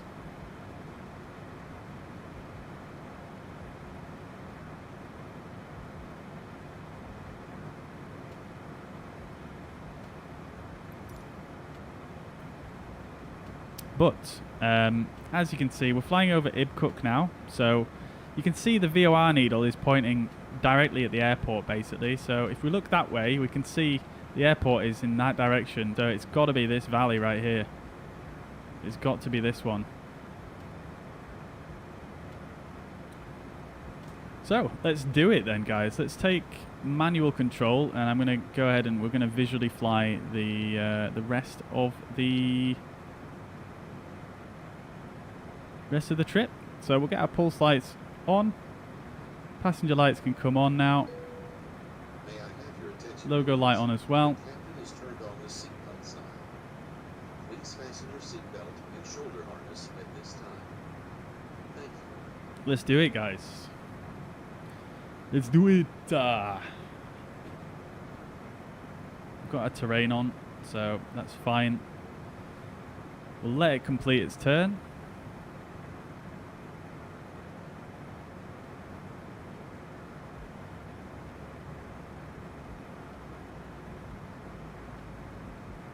Great stuff. Autopilot. Turn autopilot off. We'll get make sure the yaw damper's on, because that does come off if you disconnect the autopilot. So yaw damper is on. We'll get the flight directors off.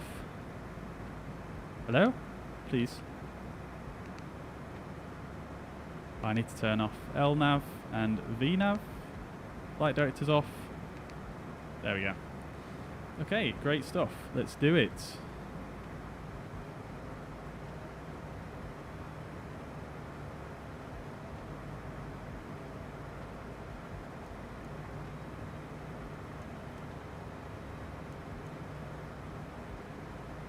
Buckle up, guys, says Bella. I'd love to see it.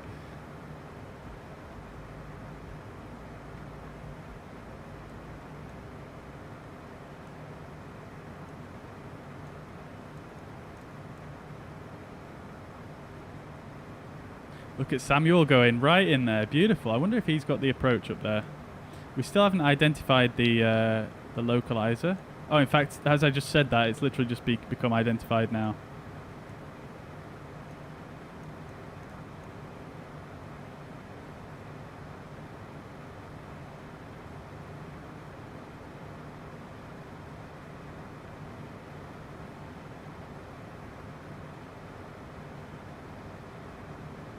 Snow scenery looking epic. It certainly is, isn't it? Look at that.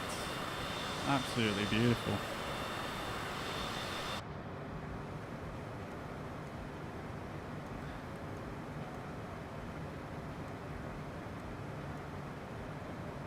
Alright, let's go to local QNH now. We should have really already done that.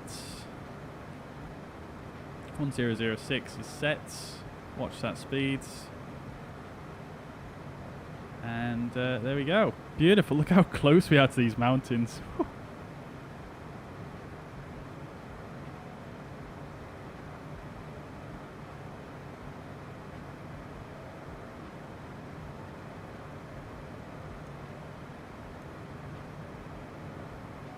Thankfully, we've got the yaw damper on, which makes these turns super nice.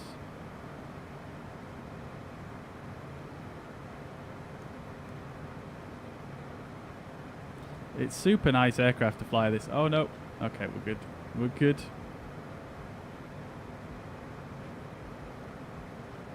It's kind of difficult to see the displays though, I can't lie. It's quite difficult to see the displays when you try to do a manual flight here. So maybe we do a bit of that.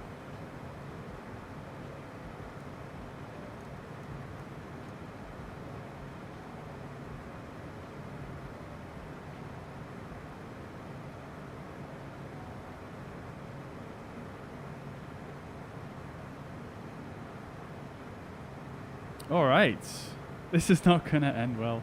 I like how you have so much faith in me, guys. Come on now.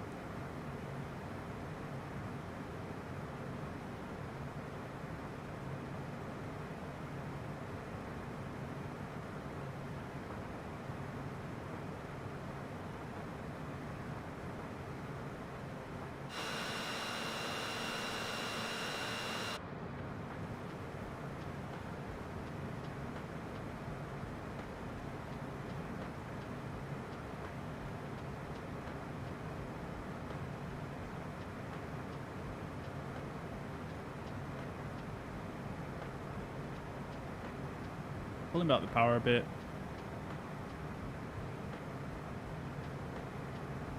Nice and steady through this valley here. Don't want to be rushing things. Look at this. Oh, baby. Look at how high these mountains are.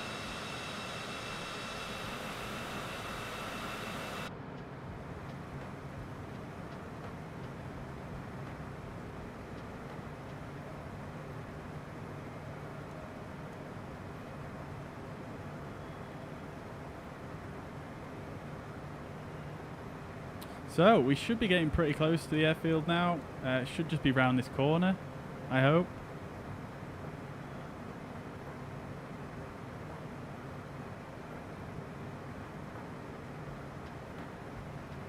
Oh, it keeps resetting my camera when I do that. That's a bit annoying. Can I do this? I can. Beautiful.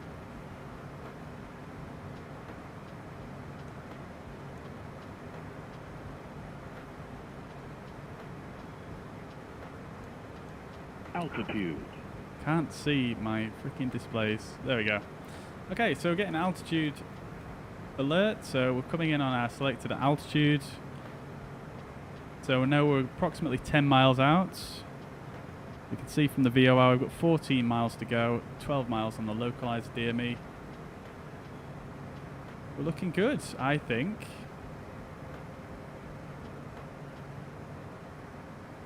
God damn. Camera controls, please. There we go. It's just down this little slither on the left. Look at this, guys. Holy crap, this looks so good.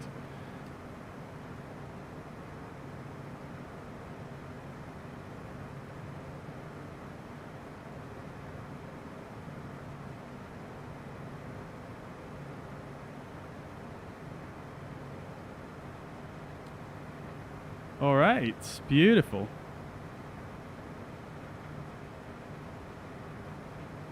I can see the runway in front of us.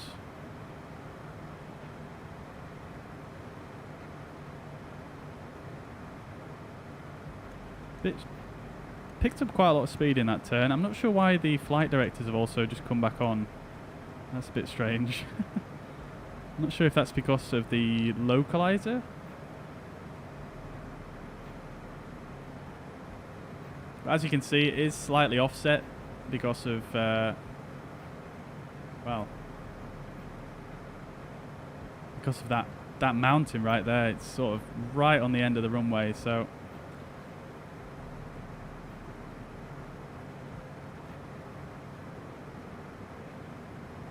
we're going to need to do a little bit of a turn on final here.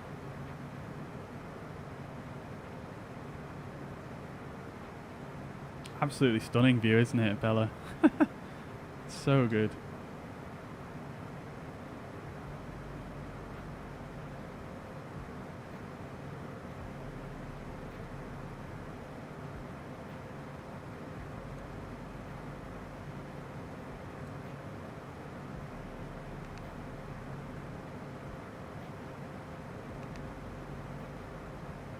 Let's put the localizer as our nav source.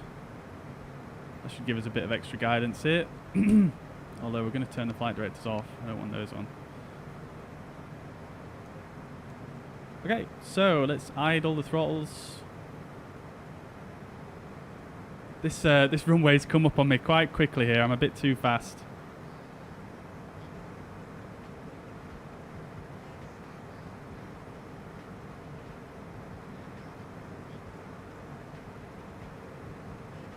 Haven't got any flaps down yet. We're going to get a bit of speed brake in initially.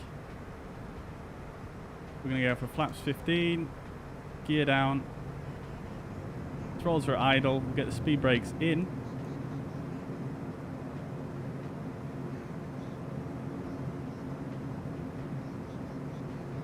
Going to do a bit more speed brake here. See if we can get that flaps 35 out.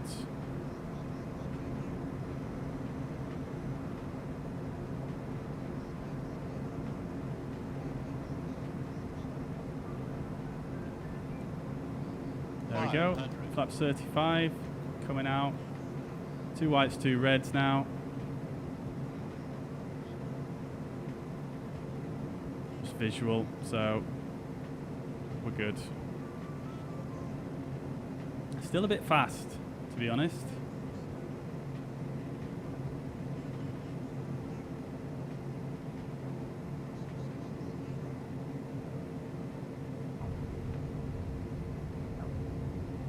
Speed brakes. And we're in. And we're in, guys. Absolutely stunning. Absolutely stunning. Alrighty then. Oh, that was good fun, that. That was brilliant. That was brilliant. Considering I've never practiced that before, that actually went quite well. Not sure why the flight directors keep coming back on. Woo! What was the feet per minute on that? Alright, flaps are up. Let's get the taxi lights on.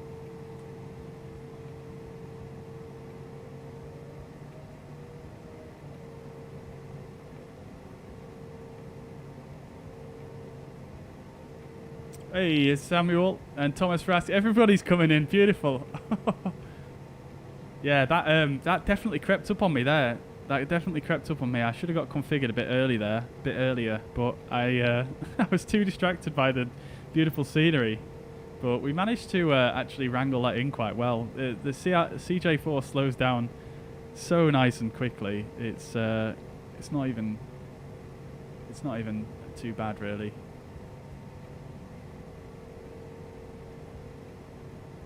Believe you can do it with Airbus? Well, clearly, as we've got Samuel who's just landed behind us in the A320. So good job on that. Good job on that. because I know this airport did used to have some airline service. However, I don't think it doesn't anymore.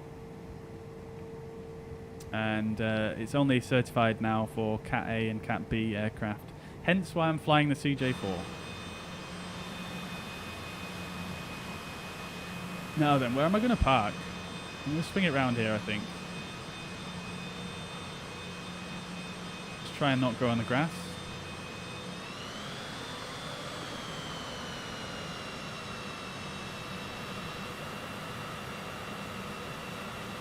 Oh, we've still got our strobes on. Apologies, anyone on the ground who's been blinded. So here we are. This is a nice little freeware scenery for this airport.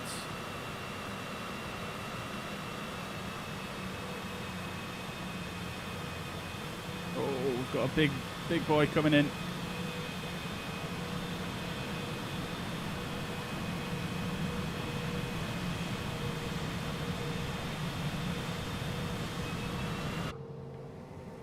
Let's see if we can get parked up here.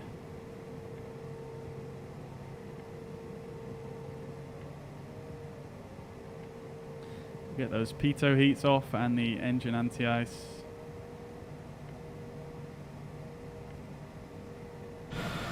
It's stuck. It won't move. There we go.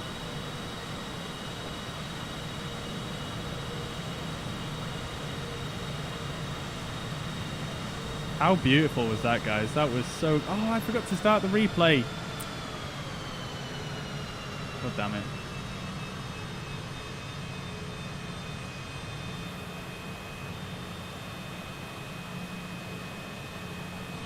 That should do it for parking. Okay then, let's get the engine shut down and we're going to get turned around and on our way to our next destination. Beacon lights off, seatbelt signs could come off. And taxi lights off. Fantastic. We'll put the avionics back to dispatch. And there we go. Oh, we've just had someone else land. We've got Dave coming in. Looks like he might have departed the runway slightly there. Or it might just be the perspective because it looks like he's floating. How beautiful was that, guys? Let's see if we can catch someone else coming in. I think Thomas was on his way in. Oh, he's just landed. Oh, I've missed him. Sorry about that, Thomas. I was going to try and catch you. Beautiful. Look at that CRJ. Absolutely beautiful machine. Very quiet, though. Fantastic, guys. All right. Well, we're not going to have too much of a stop here. We are going to taxi... we are going to head off out fairly shortly. But yeah, that was good fun, wasn't it? That was good fun, guys. Such a beautiful arrival. I'm so annoyed I didn't put the replay mode on. Completely my fault. I set it all up beforehand, but because I had to relaunch the sim, it's just not worked. So we'll use the flight recorder application and we'll do that for our next arrival. All right.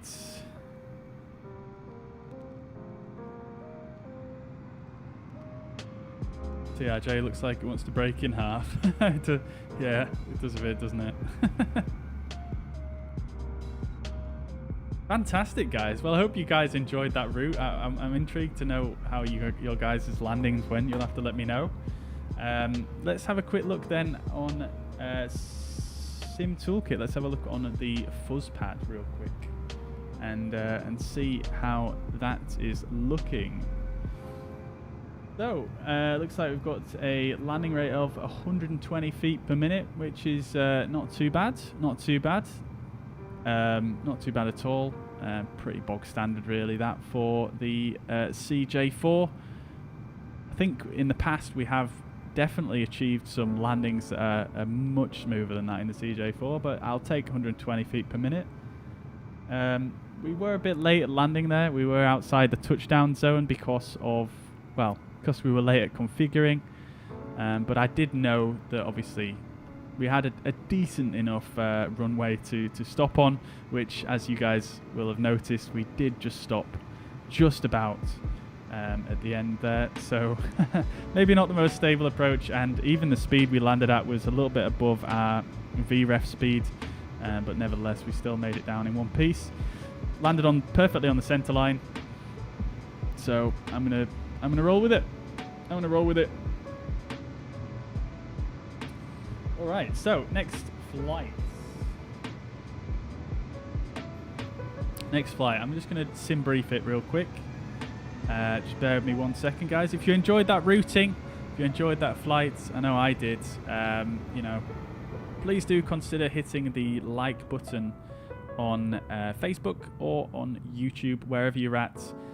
Really, really helps out the stream. So, yeah, really appreciate that if you enjoyed that. Let's set up a nice little scenic shot whilst I just set up the new flight here on SimBrief.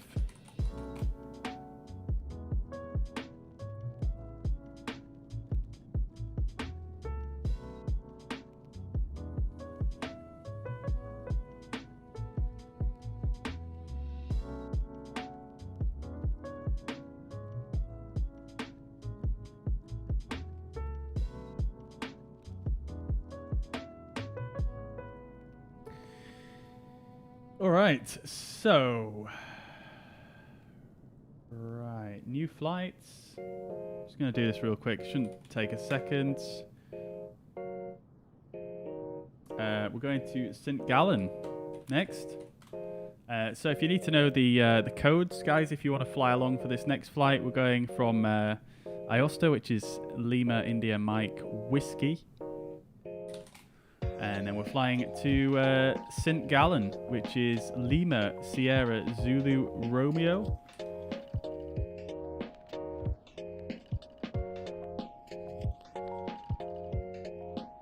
And again, should be a very short flight. All right, there we have it.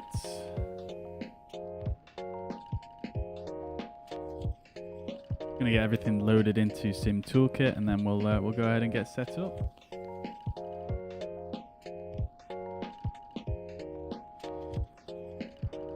Okay, so let's jump in then and get things set up again. So back to the start then. Climate control should have come off before shutting down the engines, but nevertheless, I got all the excitement got to me there. I'm not sure if you can actually roll back these checklists either, unfortunately, which is a bit sad. So we might not be able to do those. Don't think we can. Okay, never mind. We'll just have to do them by memory, I guess. I could bring them up on my other screen, but let's see what we can do here. So, a route menu. Let's bring in the SimBrief flight plan.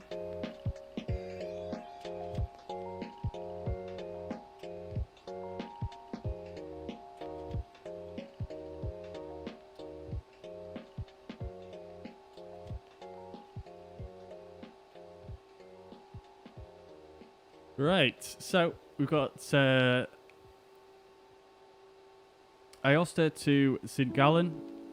Flight number is incorrect, but we're going with it. That's fine. We could change it. November 347 Charlie Victor.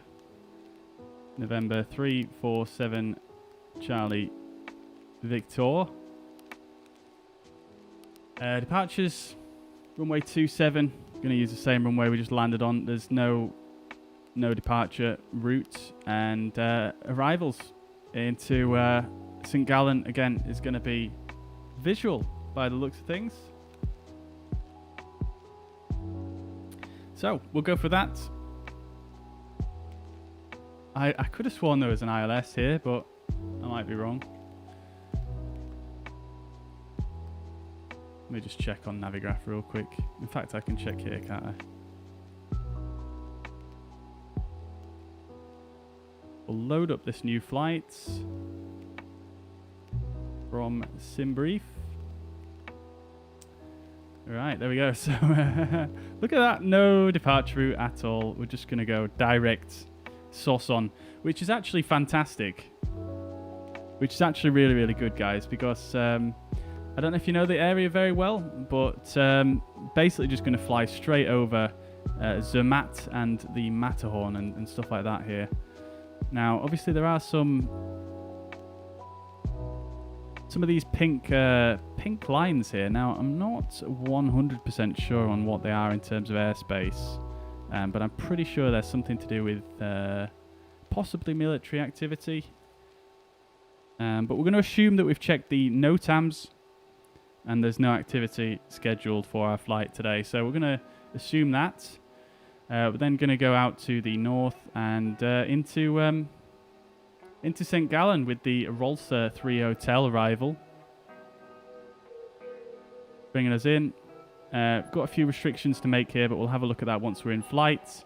So pretty straightforward. Let's have a look at the approach. Okay, so there is an ILS for runway 10. So I might try and do that. We'll see how it goes. We'll see what the weather's like as well once we get underway. I will check that once we're underway. Just because I kind of just want to get in the air and just fly this thing because it's so much fun. So that's that set. We'll go to our perf page, and our fuel load needs to be 982 kilos. So we'll get a little top up there.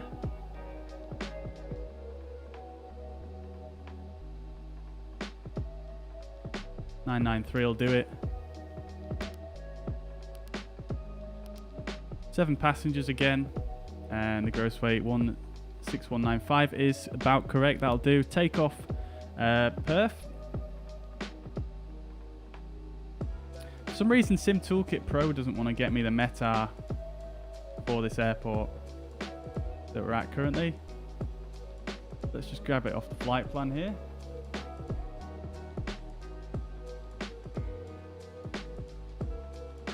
Alright, winds are 290 at 10 knots. We already know that, nevertheless. Temperature is 5 degrees. QNH is 1006. Great. Anti-ice we can leave on, and we'll go send. Alright, that's that done. So, yeah, 1 page of a flight plan. Look at that. That's brilliant. Now then, it doesn't have a...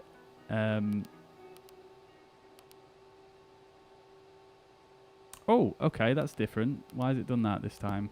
Let's see. Runway's 27. And then back to the arrivals page. Interesting. So Rolls 3 Hotel and runway 28. Executes. Legs. There we go. That's more like what we're expecting. Okay, so we'll check these restrictions once we're underway. We'll go ahead and start the engines now. So, right engine to run and ignition. Beacon light can come on as well. Passenger safety lights can come on. Oh, beautiful. We've got manacle now. Fantastic. Love to see it. Brilliant. Okay. So, monitoring the engine starts.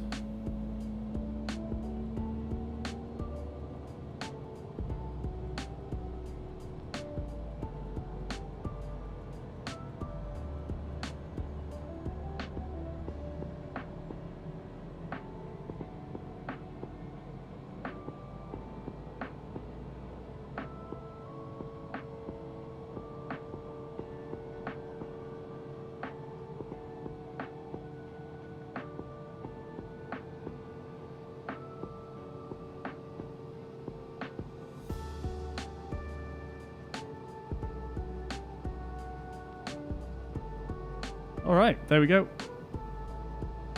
1 good engine starts. And let's go for the second. Manacle, I'll come with the route shortly. Sorry, I've got my chat set up differently today, so I keep missing messages. Apologise. Patrick says, bought the CRJ1000. It's nice. Have a lot of learning to do, though. Yeah, it's really nice. It's really nice. I do enjoy it. I do enjoy it. Although the operation is more or less the same as the 700, isn't it? So, Patrick, wasn't it yourself that helped write? Didn't you help write the manuals for the CRJ? Scary landing, all white and no assistance. Yeah, that was good fun. That was good fun. I'd if I'd practiced that, I definitely would have been able to do that a little bit more stably. But I think it was just a case of the mountainous scenery. It certainly distracted me there.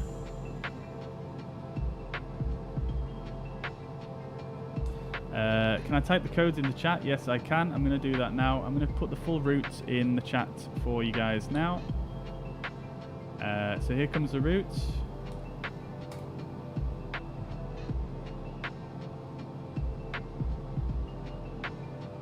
I need to get the snow off the runway. We certainly do. It's a bit slack having all the snow on the runway.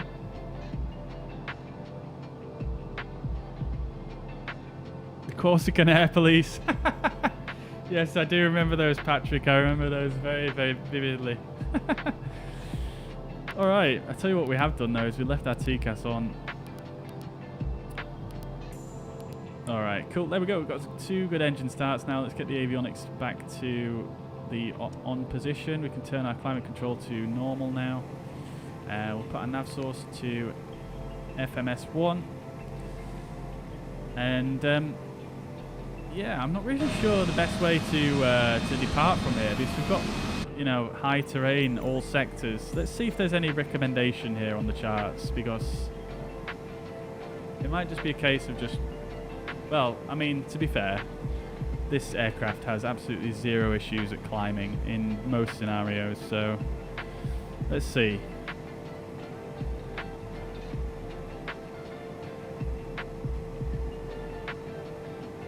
Alright, so runway 27 is to be used when tailwind not more than 7 knots or 5 knots in case of dry or wet respectively. So 27 is the preferred runway by the looks of things, and you guys may have noticed as well that the PAPIs as well were a little bit off when I was coming in. And that's because the PAPIs are actually 5 degrees at this airport, and they're offset by 3.6 degrees, so very steep approach if you follow the PAPIs all the way down to this airfield. Alright, so I guess what we do then is we just take off runway 27, and we're just going to blast off up, follow the low terrain, and then take a right turn. And then rejoin our LNAV path. So that should do it. I don't really know what else. There's not much else we can brief there. Alright. Let's do it. Let's taxi out then. Taxi light is on.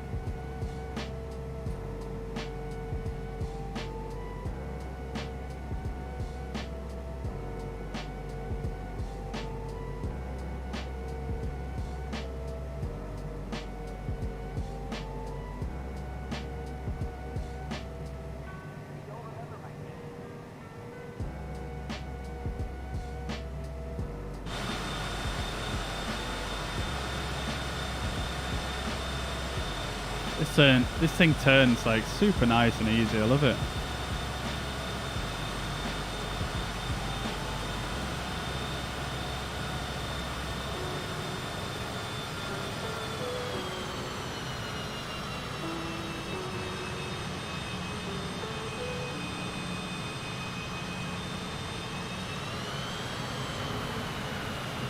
Whoa.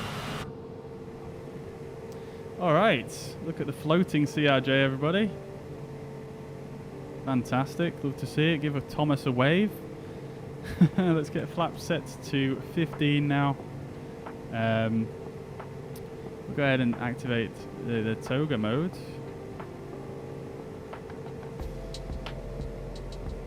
Oh.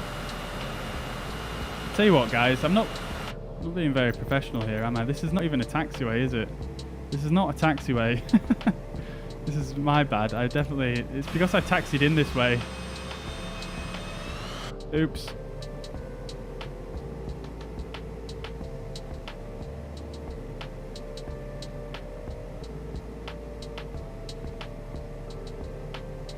Taking a bit of power to get moving here.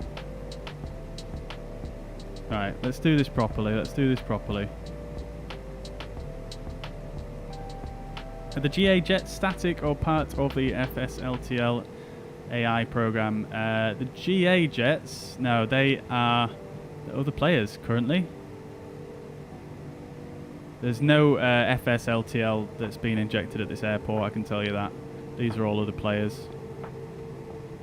Or in fact, viewers of the stream. Very awesome people.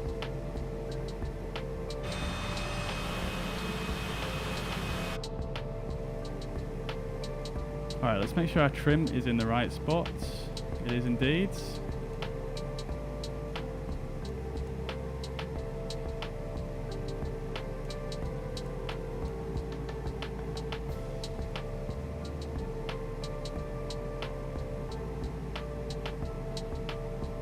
Great stuff.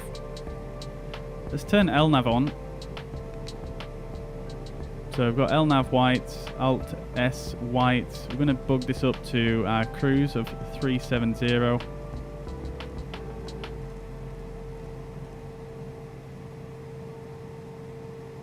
Oh, 300 even, sorry.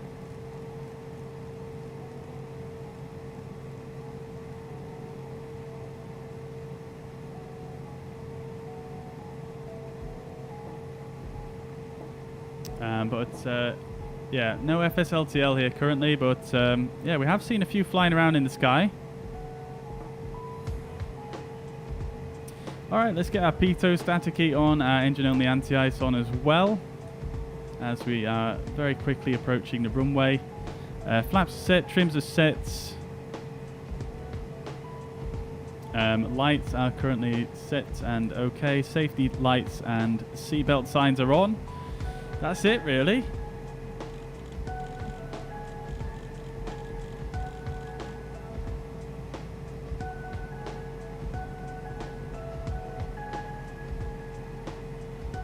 Alright, so on takeoff we're going to pitch to 10 degrees. In fact, we'll go for heading select initially.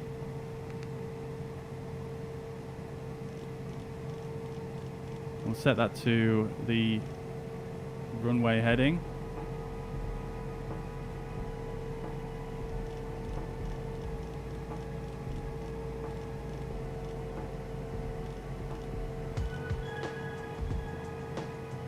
Which I believe is 268. 264. My apologies. Alright, so we'll backtrack. We'll get our strobe lights on. We'll get our pulse lights on now as well. Speed brakes are fully retracted. Everything is looking good. That's the amazing thing about this aircraft, guys, is you can just glance around like this and you can pretty much see that everything is set and ready. It's just so good. I'd love to fly one of these in real life.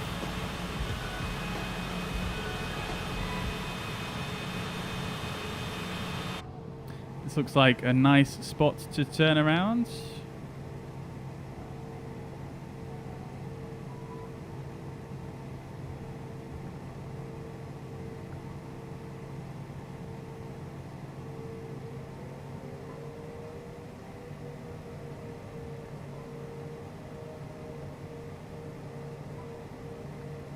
Whoa!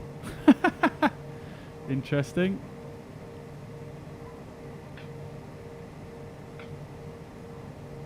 Alright, so we've got heading... Oh, I forgot to turn the yaw damper off. That's my bad.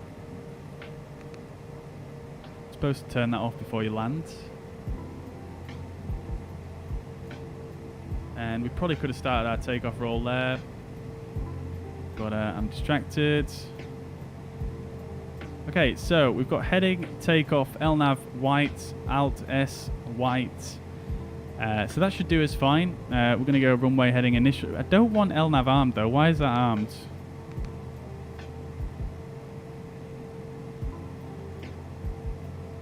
Why is it armed LNAV? I know I pressed that once, but... Oh, you've got to press it again. Okay. Very interesting. Okay. In fact, if we're setting runway heading, we might as well just go takeoff. Might as well go takeoff, because that's going to give us the runway heading to follow anyway. QNH is 1010 set. Alright, I think we're good then, guys. Great stuff. You don't see any of us, Manacle. Really? That is rubbish. Oh, we've got shots on the way in as well. Beautiful. We better get off the runway. Oh no, Chris. So you won't be able to hear my my takeoff commentary. Right. So this is how the takeoff is going to work in the CJ4, guys. So we're going to go to toga thrust initially, and then we're going to pitch and follow the flight director. So you want this takeoff mode when you take off, which is TO. You can activate that by pressing that there, which obviously isn't the real function in the real aircraft, but that's how you activate the takeoff mode. Or you can press this little button down here. In fact, I don't think that button actually works, but nevertheless, you press that right there. It gives you the takeoff mode. So we're going to go toga, and then after we've taken off approximately 500 to 1,000 feet, we're going to bring the throttle levers back to the climb detent. We're then going to hit nav, FLC, and sorry, we're going to hit yaw damper, nav, and FLC. We're going to bug FLC. In fact, I'm not going to use FLC immediately. I'm just going to go yaw damper and then nav mode, and then we're going to follow that as it comes round. Obviously, keeping an eye on our speed and retracting flaps once we reach the speeds for flaps 15. And then, once we've retracted the flaps and we've initiated our right turn, and then going to go to, well, I'll put the autopilot on, and then we'll go to FLC. Climb speed is usually 240 knots in this aircraft. So hopefully that makes sense. I've probably explained it pretty badly there, but hopefully it will make sense once we get underway. Sabrina and Julia, welcome to the chat. Not quite sure what those messages actually are, so I'm just going to go ahead and remove them because they make zero sense.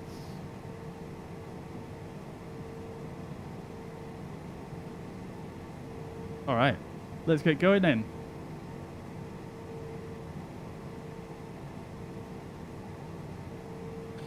Okay, so parking brake is released, and we're just going to go straight up to toga, guys.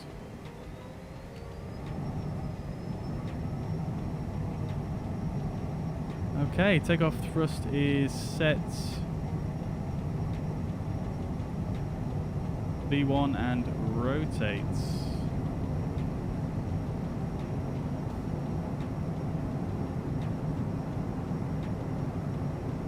Positive rate. Gear up. So I'm pitching a little bit higher currently because I rotated a bit late there. So I'm going to drop the nose down a little bit now. I'm going to go back to climb thrust. And there we go. We're sitting fine. We should start to accelerate as I bring the nose back down to 10 degrees. There we go. We're just slowly accelerating now. I'm going to go yaw damper. And in fact, what I'm going to do is I'm actually going to go... I'm just going to leave it as it is now currently. I'm just going to use heading mode.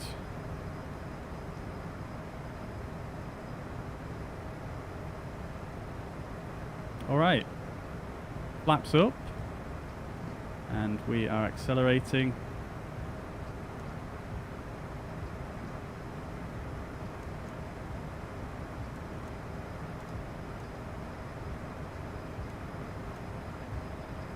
Okay, we'll get AP in.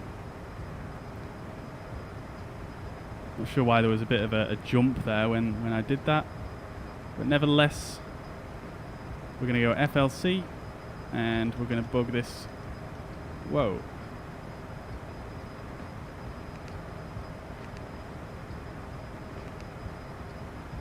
Huh?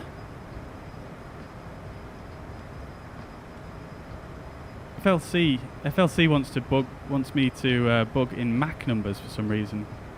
That's interesting. Anyway, we'll accelerate.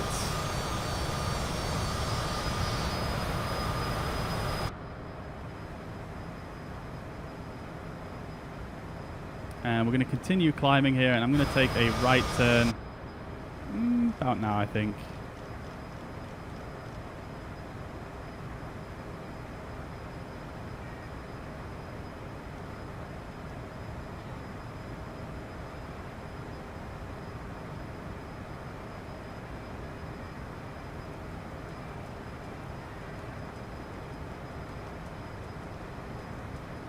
I'm not sure why it will only let me change it in Mach.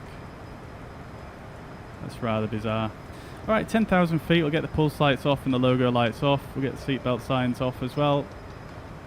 Probably not the best idea to turn it off when I'm still in a turn, but it's been done now.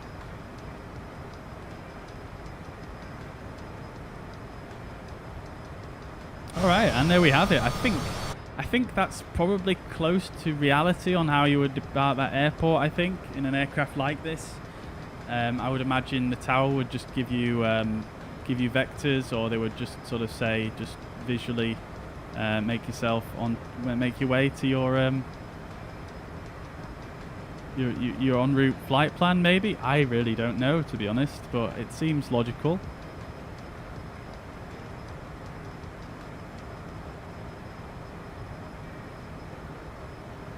It's very bumpy departing here, though, isn't it? Maybe I shouldn't have turned the seatbelt signs off. Let's go to standard on the barrow. And we're going to go to give ourselves a heading basically towards our flight plan, which is over here, en route portion of the flight. We'll go ahead and turn the anti-ice off now. And that is that. That was quite smooth, quite a nice departure there. It shuts down there, who's just landed.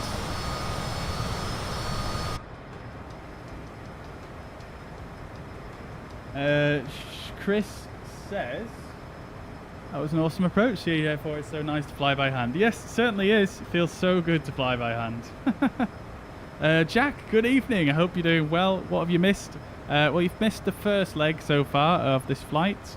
But apart from that, well, we did a pretty interesting approach down to this airport down here in the valley. We flew basically from over here down through this valley, hand flying it all the way down onto this runway here, which was super fun.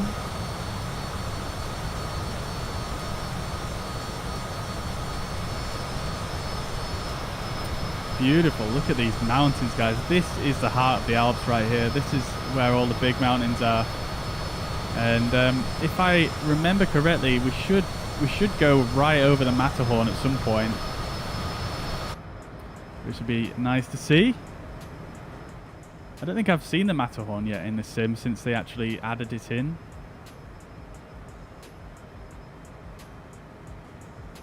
Climbing like an absolute champ here in the in the CJ4. It's pretty incredible the rates of climb you get in this thing. It's actually insane. And we're getting a lot of turbulence here. Let's get the old seatbelt signs on. I'm going to go to a vertical speed as well. And we're going to wind that down a bit just so we get a bit of a smoother level off. Obviously keeping an eye on traffic. Definitely would have done with turning TCAS on there before I set off. Yeah. Rip my flows thanks to no checklists. Is this the Matterhorn right here?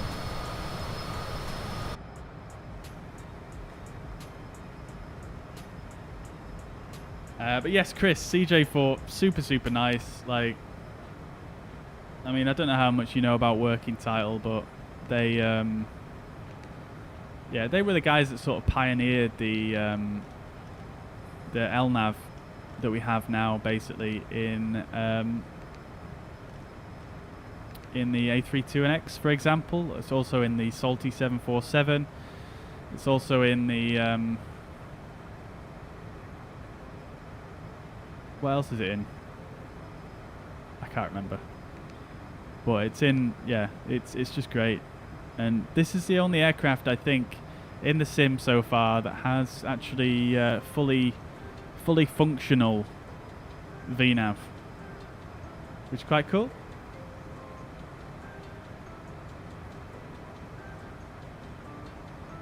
Altitude.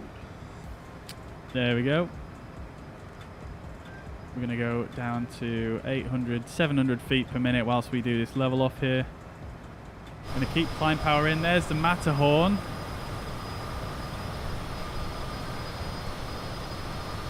Looking very pointy, very snowy down there. Holy crap, that's a lot of snow.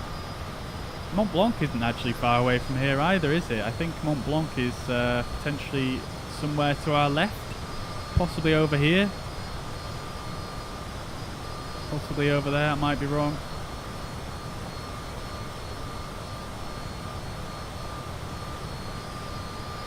Right over the Matterhorn here. Oh, look at that, we've got Samuel going in.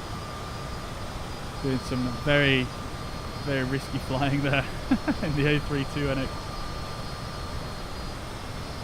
There's the Matterhorn, beautiful. Okie dokie. So I'm just going to keep on this heading really, there's not too much need to change it. There we go, we've got Alt Cap, Alt S, green. We're looking good. Picking up speed now. Fantastic. Alright, so I'm just going to wait for this pink line to come in basically.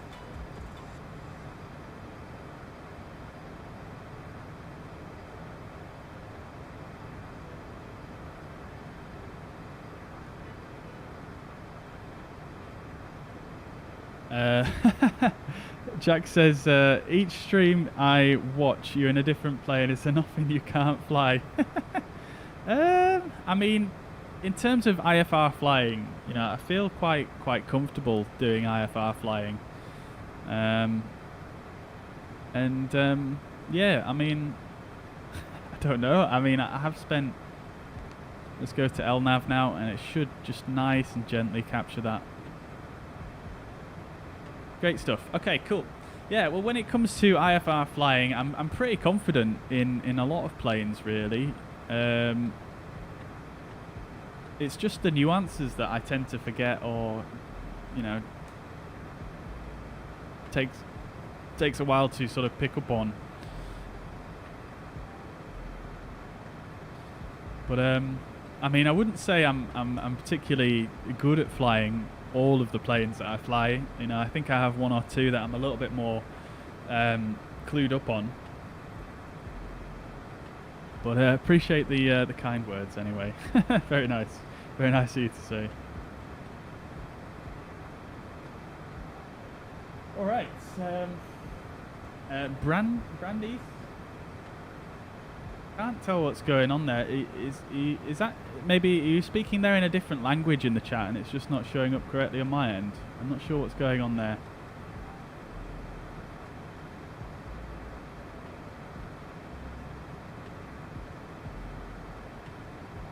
Alright, there we go guys.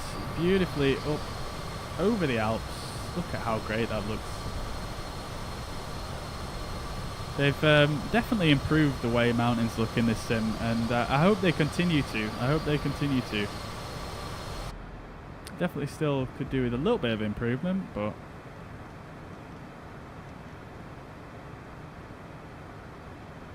Okay, so let's have a look at our approach then. Tell you what we could do as well is set our transponder to 2000. Should have done that already really, shouldn't we? But hey ho. Right, so looking at the approach here.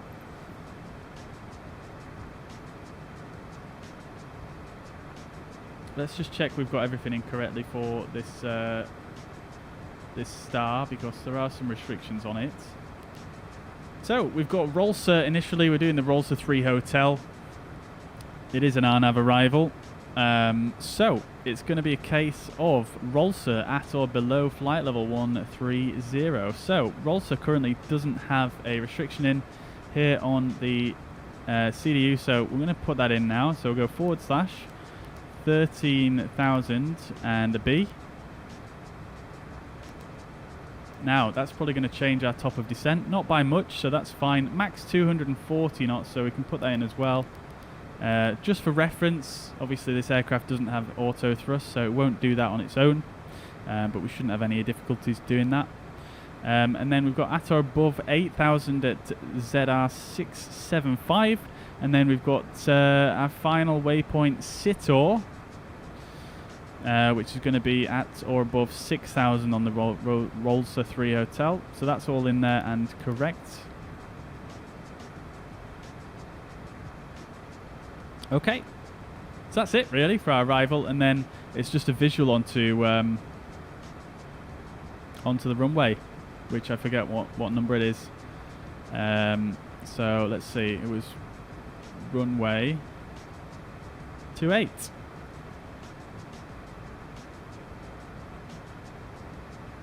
Is there anything else that we can tune for awareness? I suppose we could tune the ILS just to have it. We can use probably the DME from it at the very least.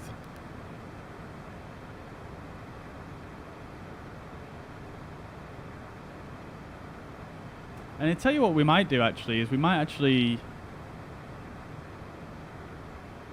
just come in, because this arrival takes us right for an intercept for this localizer. So we could do the localizer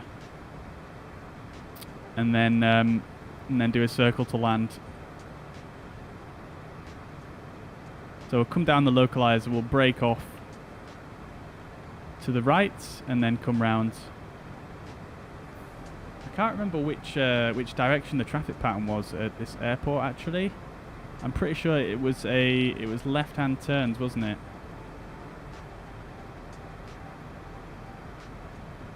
So yeah, we'll break off to the right and then take a left for runway 28, I think. Let's just see. ILS runway, localizer runway 10. Circle to land, not authorized south of airport, remain within CTR. So we'll break off to the left and then come round on to the runway 428.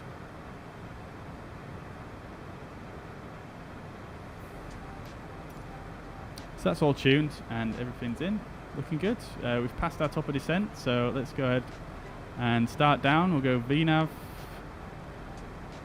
VPATH. Let's bring the throttles back and we'll bug down to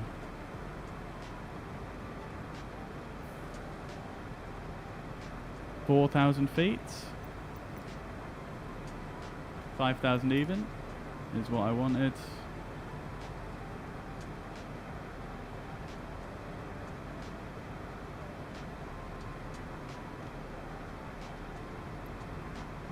All right, great stuff.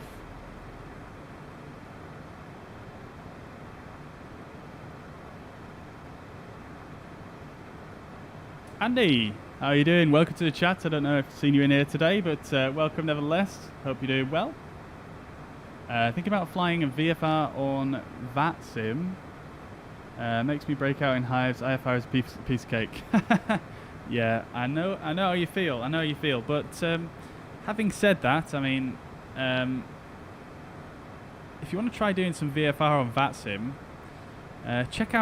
go to the US and try it on there, because there's so much information available on VFR in the US. Like, all the VFR charts are pretty much available for free, so might be worth having a look at those, because there's so much more information.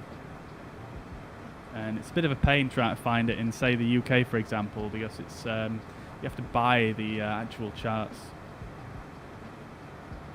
Loward, welcome to the chat. Hope you're doing well.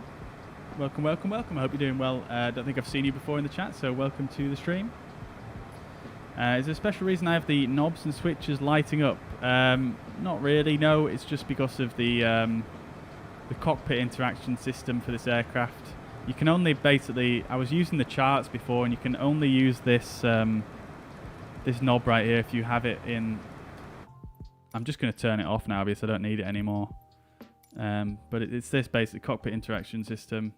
Legacy is what you normally have.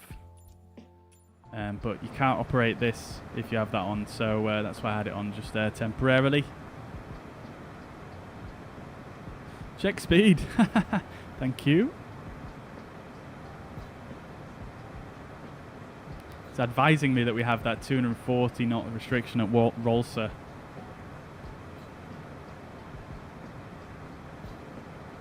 Doing a bit of spotting at St Gallen, see what rolls in. Love to see it.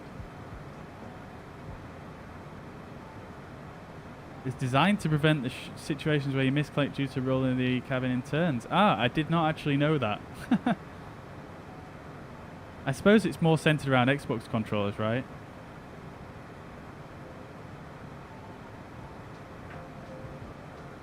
Can I help you install the AIG for VATSIM model matching? I mean, I made an entire video about that subject.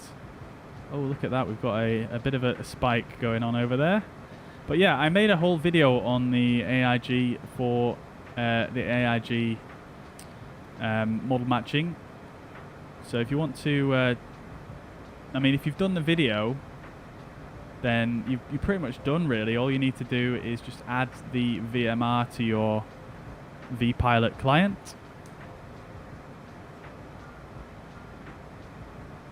Matt Doyle. Yo, yo, yo, brother. Hope you're doing well. Good to see you. Don't think I've seen you in the chat before, so welcome to the stream.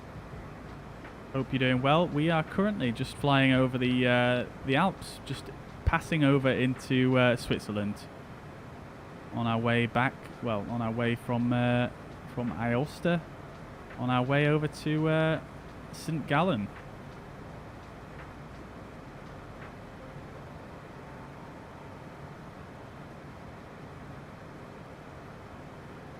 Oh, you're getting white aeroplanes, so it sounds like something went wrong then with the installation process, Lackwood. So I'm not sure what the fix is for it, to be honest with you. I've had a few people come to me about that one. And I think you might have some possibly corrupted downloads, potentially. Now, what I would probably suggest is going to the AIG forums and looking on there about that one, because I'm not 100% sure on what the fix is for that, unfortunately.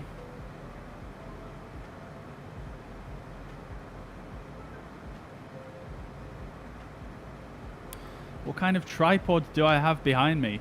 I have a Manfrotto 055 carbon fiber tripod.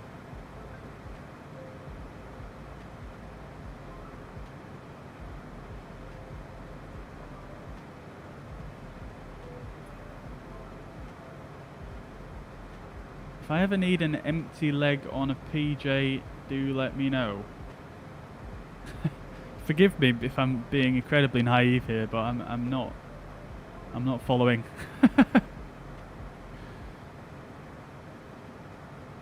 I'm always getting the message that, oh, okay, so that's the problem then. That's the problem. It's not to do with the white aircraft. So, yeah, Lackwed, if you go to the video and look, if you saw, in fact, let me just see if I can find you a link, because I've had so many people ask me about this, so many. And yeah, I mean, it just baffles me, to be honest with you, that AIG sort of allow this to happen. But nevertheless, let me see if I can find the answer for you. So I've had, like I say, so many people come to me about this issue, and it is something that you can fairly easily resolve, but it does need a bit more work, unfortunately. Right. Yeah, so if you go onto the video, go back onto the video, then go to the comments. Let me just check this actually works. To the video description. Go to the comments and then sort the comments by newest first. And then if you look at the third comment down there by Andrea Siaka, look at my very first response on that. In fact, here's a link. I can link you to it.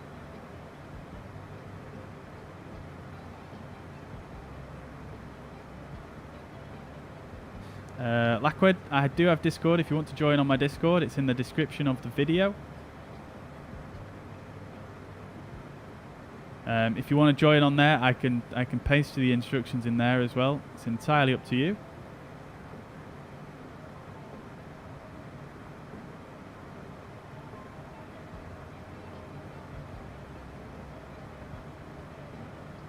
Oh, PJ's a private jet. Okay, got you. Got you. Yeah, I'll send a link there as well if you want. There's the link, so that's going to take you to my video. And basically just scroll down, and then what that link should do is it should make the top comment the one that I'm talking about. So if you just look at my reply to that and follow those instructions, and you should be able to fix it.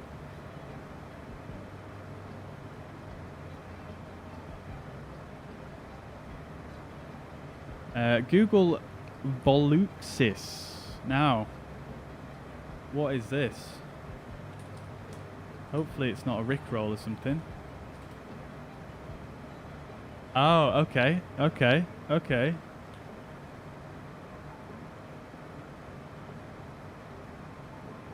Oh, very nice.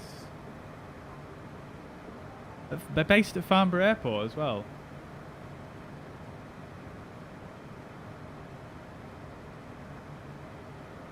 Very nice.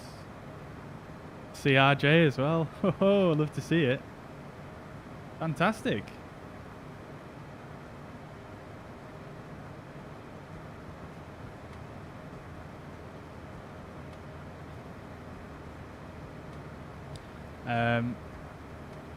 But yeah, if I ever need an empty leg, I will let you know, dude. I will let you know.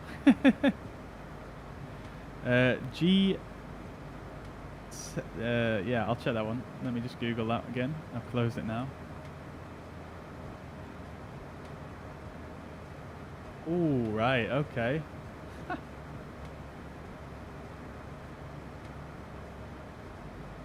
Oh, very nice. I love that. I love that paint scheme. That is pretty slick. Wow, yeah. Now that is traveling in style, isn't it? That is nice. I could do that. Okay, anyway, we are at Rolsa now, so we should be going 240 knots or less, so we just need to pull those throttles back a little bit. It looks like it's nice and snowy here in Sint Gallen. We've got shuts down there on the ground by the looks of things.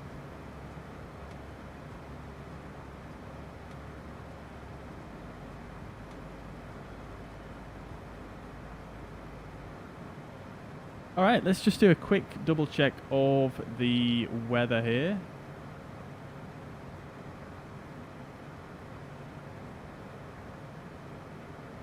Winds are 180 at 7 knots.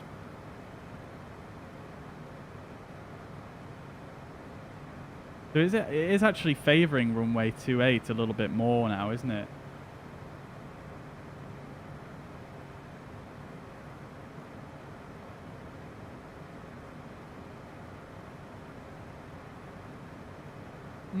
Actually, it's no, it's not really. It's neither here nor there.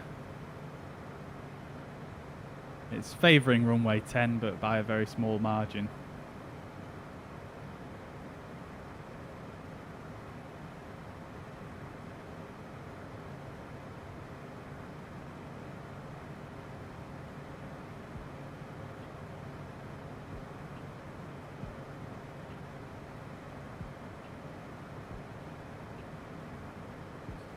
Alright, the QNH is 1007.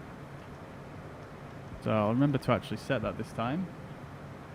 Let's get our perf data set as well. So our approach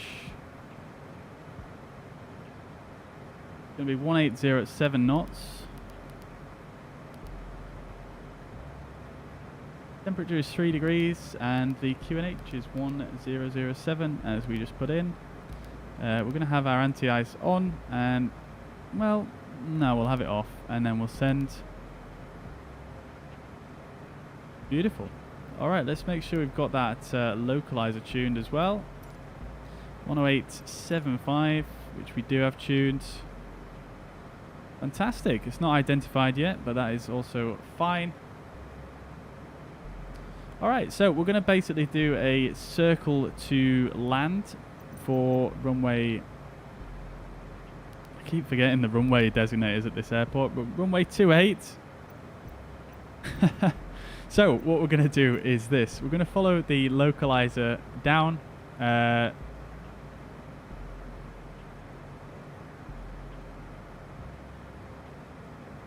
we're going to follow the localizer down to, let's say, 1,000 foot above aerodrome level,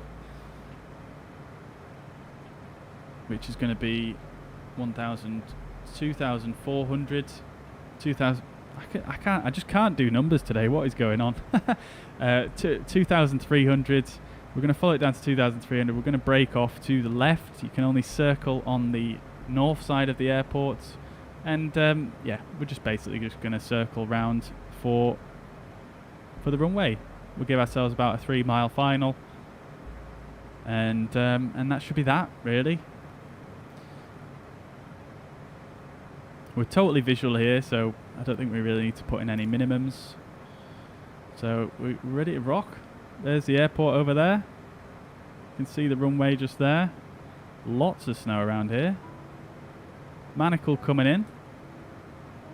Love to see it. I'm a bit confused that we haven't picked up the localizer just yet.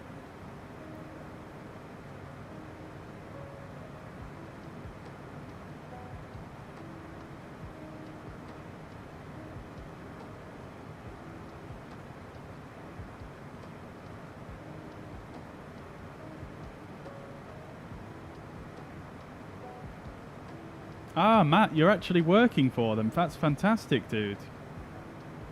Oh, good to know. I thought you were just, I don't know, I thought you were just aware of the company or something. That's really cool, dude. What do you do? What capacity do you work for them? Are you a pilot? Are you just, you know, working in the office, or what's going on there?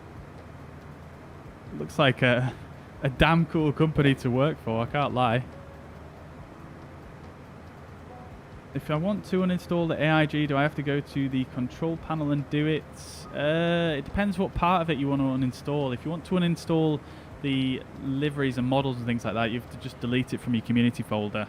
But if you want to uninstall the apps, you just delete them. That's all you really need to do. Did I tune the frequency? I thought I did. 108.75 St Gallen. 108.75 is in.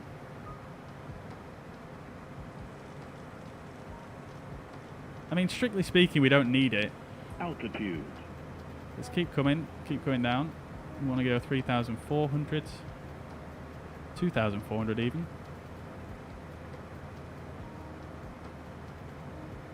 We'll go to standard pressure. Sorry, we'll go to local pressure. There's the runway.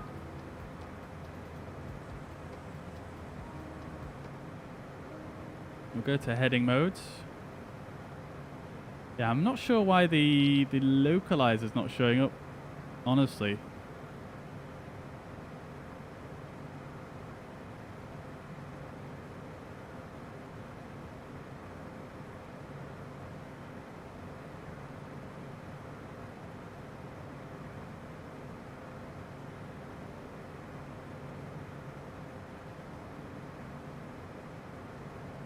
Okay, let's take a left turn. Look at this. Is this supposed to be sea ice here? Holy. I feel like I'm like way too high. I'm not sure what the VNAV is calculated here.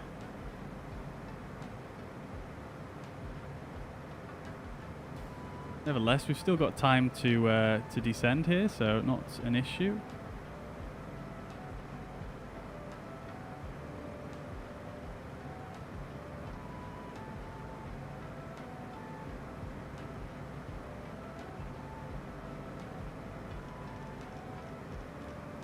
We'll go back to a heading of 100 here. And we'll bring the throttles back to idle.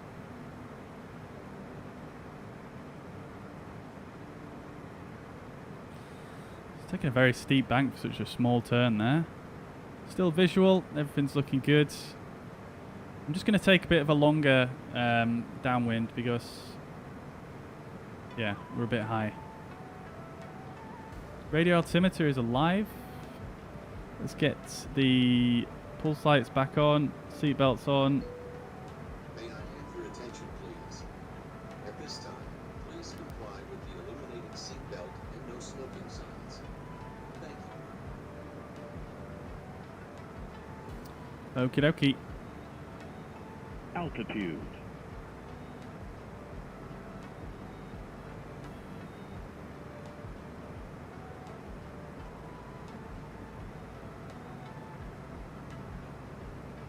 Oh, the VNAV's gone a bit funny there. What happened? Let's just go to VS. VS 1000, we're going to swing ourselves back around now. And then we're going to take it manual, I think.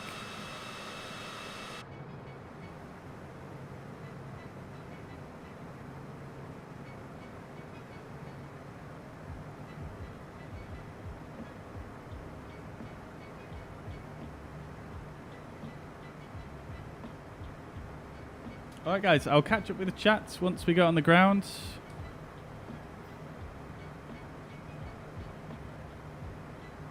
Definitely, there it is.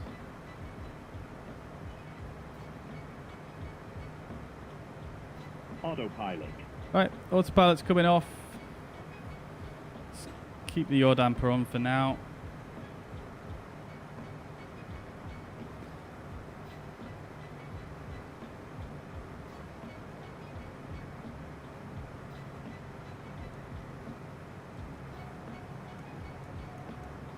Just going to try keep it level whilst we do this turn here. Now we've got about a 5 mile final.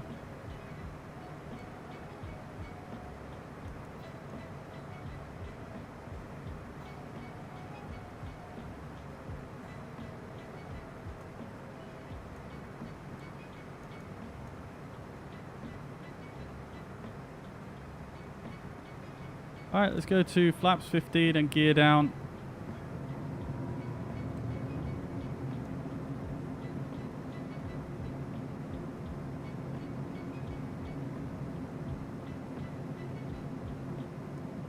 Perhaps not the most stable approach there. That didn't quite go to plan, but we've managed it nevertheless. Flaps 35 now, and we're going to get a bit of power in there. Just flying visually at the moment. I'm not really paying too much attention to the flight directives. I should turn them off really. Let's get the yaw damper off as well. We're definitely a bit high here, so I'm just going to idle. 500. Got a crosswind from the left.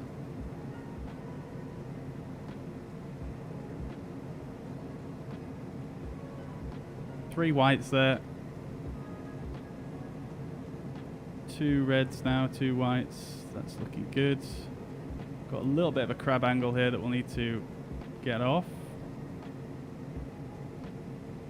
Bit of right rudder there and just holding it off. There we go.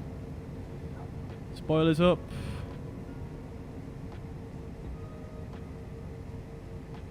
There we go.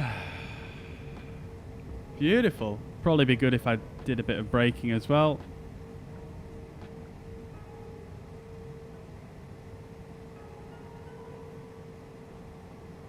Beautiful. I mean, that wasn't the tidiest approach I've ever done. I'm not going to lie, but we still did a very nice landing, I think.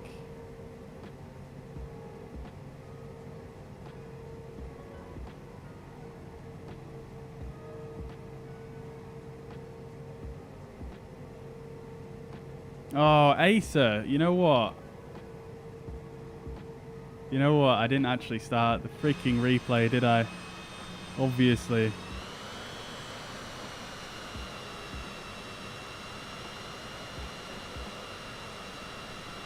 Obviously I didn't. God damn it. Dear oh dear. What is going on with these lights there? I've never seen that before. Anyways, let's get the pulse lights off now. We'll get the strobe lights off as we're leaving the runway. This is absolutely beautiful scenery here. Look at this.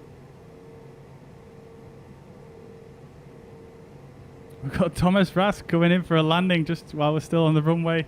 Let's see if we can escape before he gets here.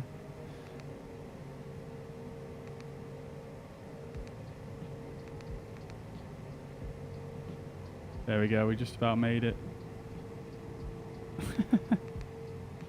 Fun times, guys. Yeah, I do enjoy a bit more of this relaxed flying, you know, sometimes. Alright, here we are at St Gallen, guys. We're just going to taxi in straight here. Just close your eyes for this guy. Sorry. Sorry.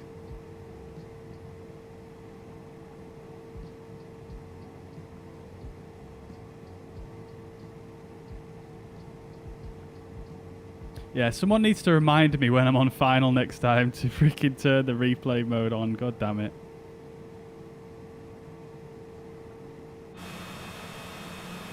Let's get the flaps up and the spoilers retracted. Forgot about those.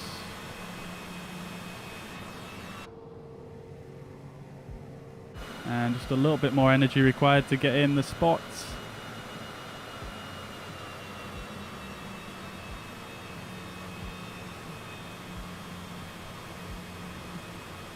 There we go, guys. Beautiful. All right, parking brake is set. Let's get both engines shut down and the beacon light off. Passenger safety lights off and the pitot static heat should have turned that off already. And climate control off as well. Fantastic, guys. Alrighty. Beautiful stuff. That was a nice flight. That was nice soft landing, wasn't it?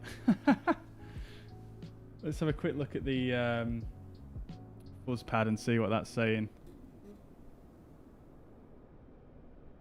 What is that? 63 feet per minute, guys. Somehow I was still in the touchdown zone as well with that landing rate. Fantastic. Basically right on center line there. I had a little bit of crab to take off there. So my heading was slightly off, but nevertheless, I think that was fairly well done actually. I managed to get the crab angle set up quite early on, quite nicely, which is rare for me. So yeah, you can see this green dot is where we touch down. Beautiful.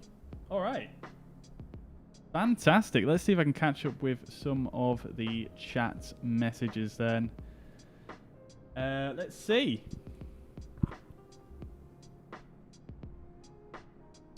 Matt, you work in the commercial side. Fantastic. Awesome stuff. Well, mate, I mean, if I'm ever in the area, it's Farnborough you're based at, right? I will certainly attempt to get in touch with you. I'll try and remember your name. I'm from the north of England myself, so I'm not often down there, but if I ever am. But thank you for letting me know that, Matt. Appreciate that. Appreciate that. Jack says the reply from PMDG earlier today was interesting, especially the commercial comment about the drama llamas. I'm always prepared to wait if the results are good. What's my view? Yeah, I'm the same, Jack. I'm the same. You know, at the end of the day, you know, it is what it is. It's a new sim. You know, they're paving the path for everybody else who wants to make high fidelity aircraft in the sim. They're the first people to really do it. Yeah, I know Aerosoft have done it with the CRJ.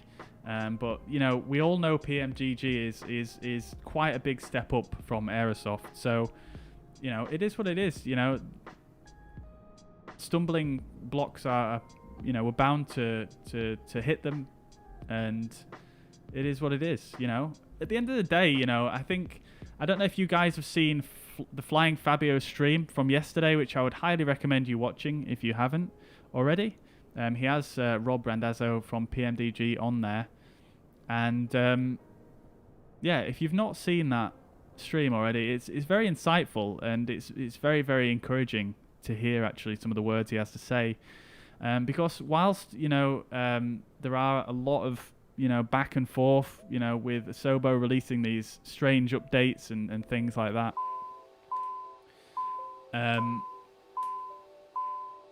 At the end of the day, you know, if you compare, let's just shut this thing down first. So just do a quick scan around, make sure we're all good. Engines are off. Flaps are up. Turn the nav lights off. Everything else is good. Super, super simple to turn this thing off. Absolutely love it. So emergency lights off. Standby instrument off. Avionics off. And the battery off as well. Fantastic. Okay. Where are we going to go to? Let's get a nice little camera angle to do this.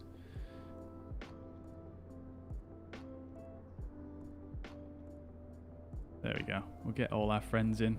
All the fantastic people who have flown along with us today. And look at this grass on the roof there. Is that grass? I don't know. Anyways, so with regards to PMDG, like I was saying earlier, you know, if you watch this interview with Rob from PMDG, you know, he goes into quite a bit of detail about his relationship with Asobo and, you know, their priorities and things like that.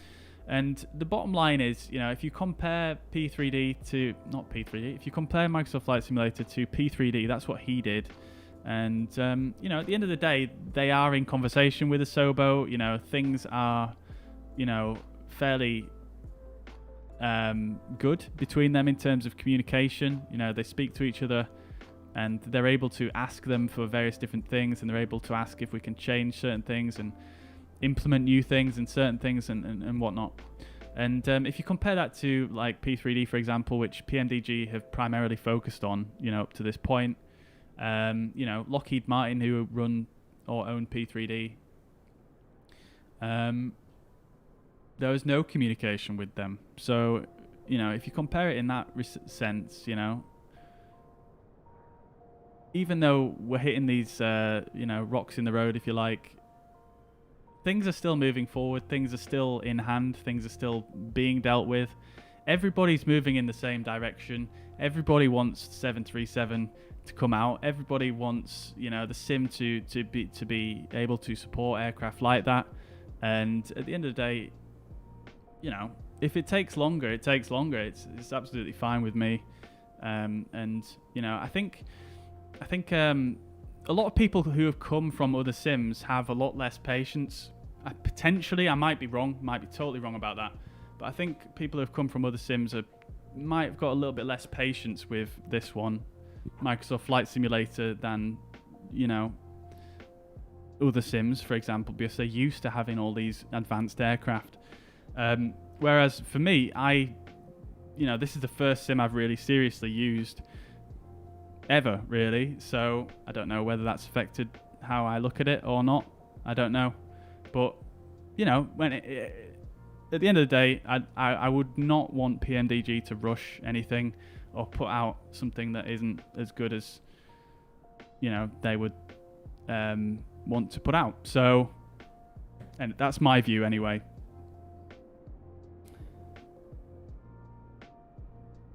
Lackwed, if you want to do the installation for AIG again, yeah, you just need to delete everything, basically. If you go and delete the AIG, the AI manager and the traffic controller, delete those, delete everything that it put in your community folder, which should be just one folder, really.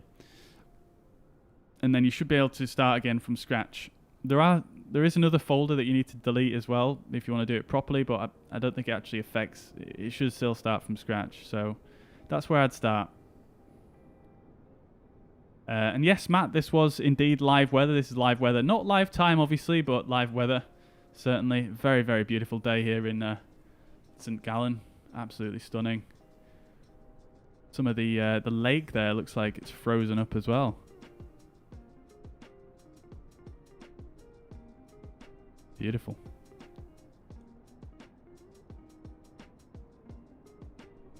But yeah, I'm glad you enjoyed the flight, guys. Thank you very much for the kind words on the landing. I think the approach was a bit sketchy, I'm not going to lie. I was kind of treating it like it was a GA aircraft doing traffic pattern. So I think I cut it in a bit too tight here. I should have gone out a bit further, so I've got a bit more space for the turn. But we still managed to land, and you know, we were totally visual, so not a massive issue, I don't think. We still managed to get down safely and have an absolute butter landing.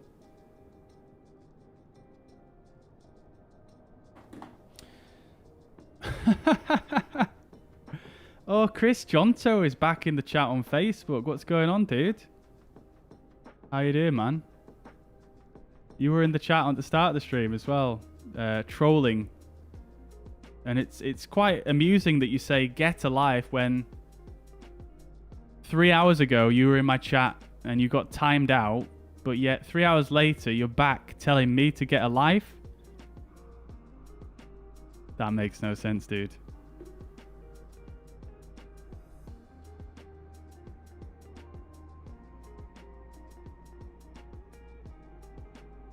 But yeah, I'm glad you enjoyed the flight, guys. Yeah, super enjoyable flying the CJ4. Super robust aircraft in the sim. Working Title have done an amazing job on it, and yeah, it's just fantastic. Like, I highly recommend you guys to try fly it more if you don't already. It's just simply a absolute dream to fly. Hey, Thomas, thank you very much for the 200 stars, dude. Much appreciated. Thank you very much. That's very generous of you, as always. Thank you so much, man. You don't have to do that, but really appreciate it. Thank you, Thomas.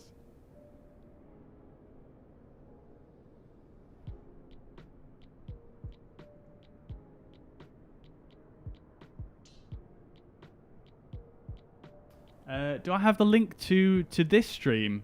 Oh, the PMDG one, Matt. I do indeed. Let me just grab it for you 1 second.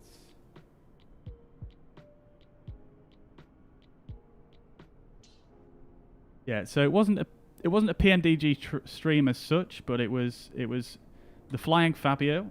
Absolutely. Oh. Hang on a minute. It might have been removed, actually. It seems to be not there anymore.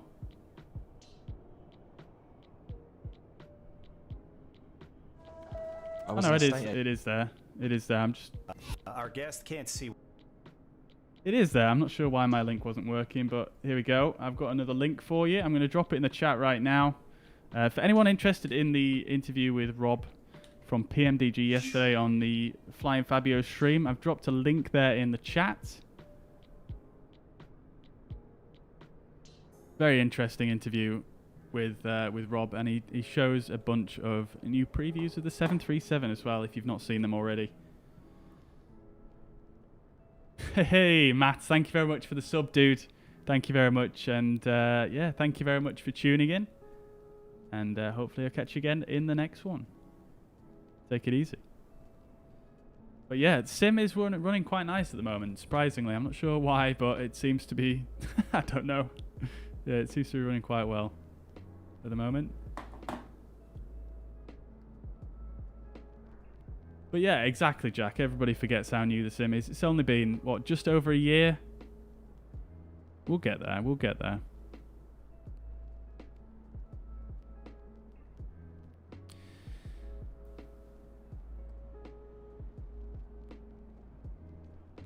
Okay, another question from Frostbite. Very interesting question, actually, by the looks of things. Do you think Phoenix Sim is on the same position with PMDG in terms of how sim updates cause delays both of their products? Now, I don't think that is the case. I'm just going by what I see on Phoenix's dev updates. Yeah, I don't think that's the case because Phoenix are making their A320. It's basically based on the Pro Sim. I don't know if you know too much about the actual project itself, but it's based on what's called it's like the ProSim A320 simulation environment, basically. So it's like some kind of back-end solution for simulators, like real-world simulators, basically. And they're basically trying to they're building their aircraft with that back end. So some of the simulation for their aircraft is actually going to run externally to the sim. So I think they've been able to bypass some of these issues that some other developers have come across thanks to that process, which has obviously got its pros and cons, but I don't think they're as affected as PNDG. They don't seem to be stating that they've had any difficulty anyway.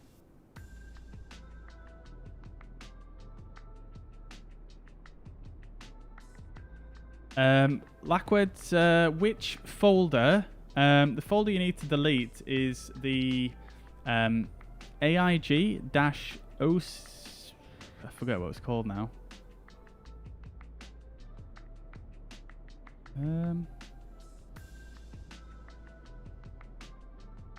I can't actually remember what it's called off the top of my head. I do apologise.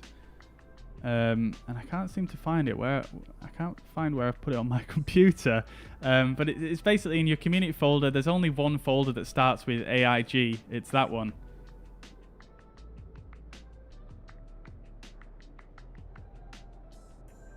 And to answer your question about the CJ4, this is the default. Well, it's not the default CJ4. It's obviously the CJ4 is included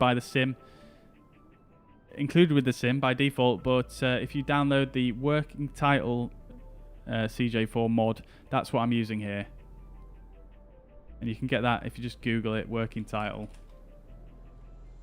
CJ4.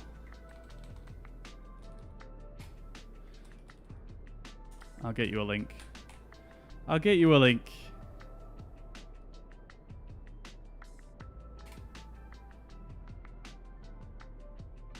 There you go. Working title CJ4 in the chat.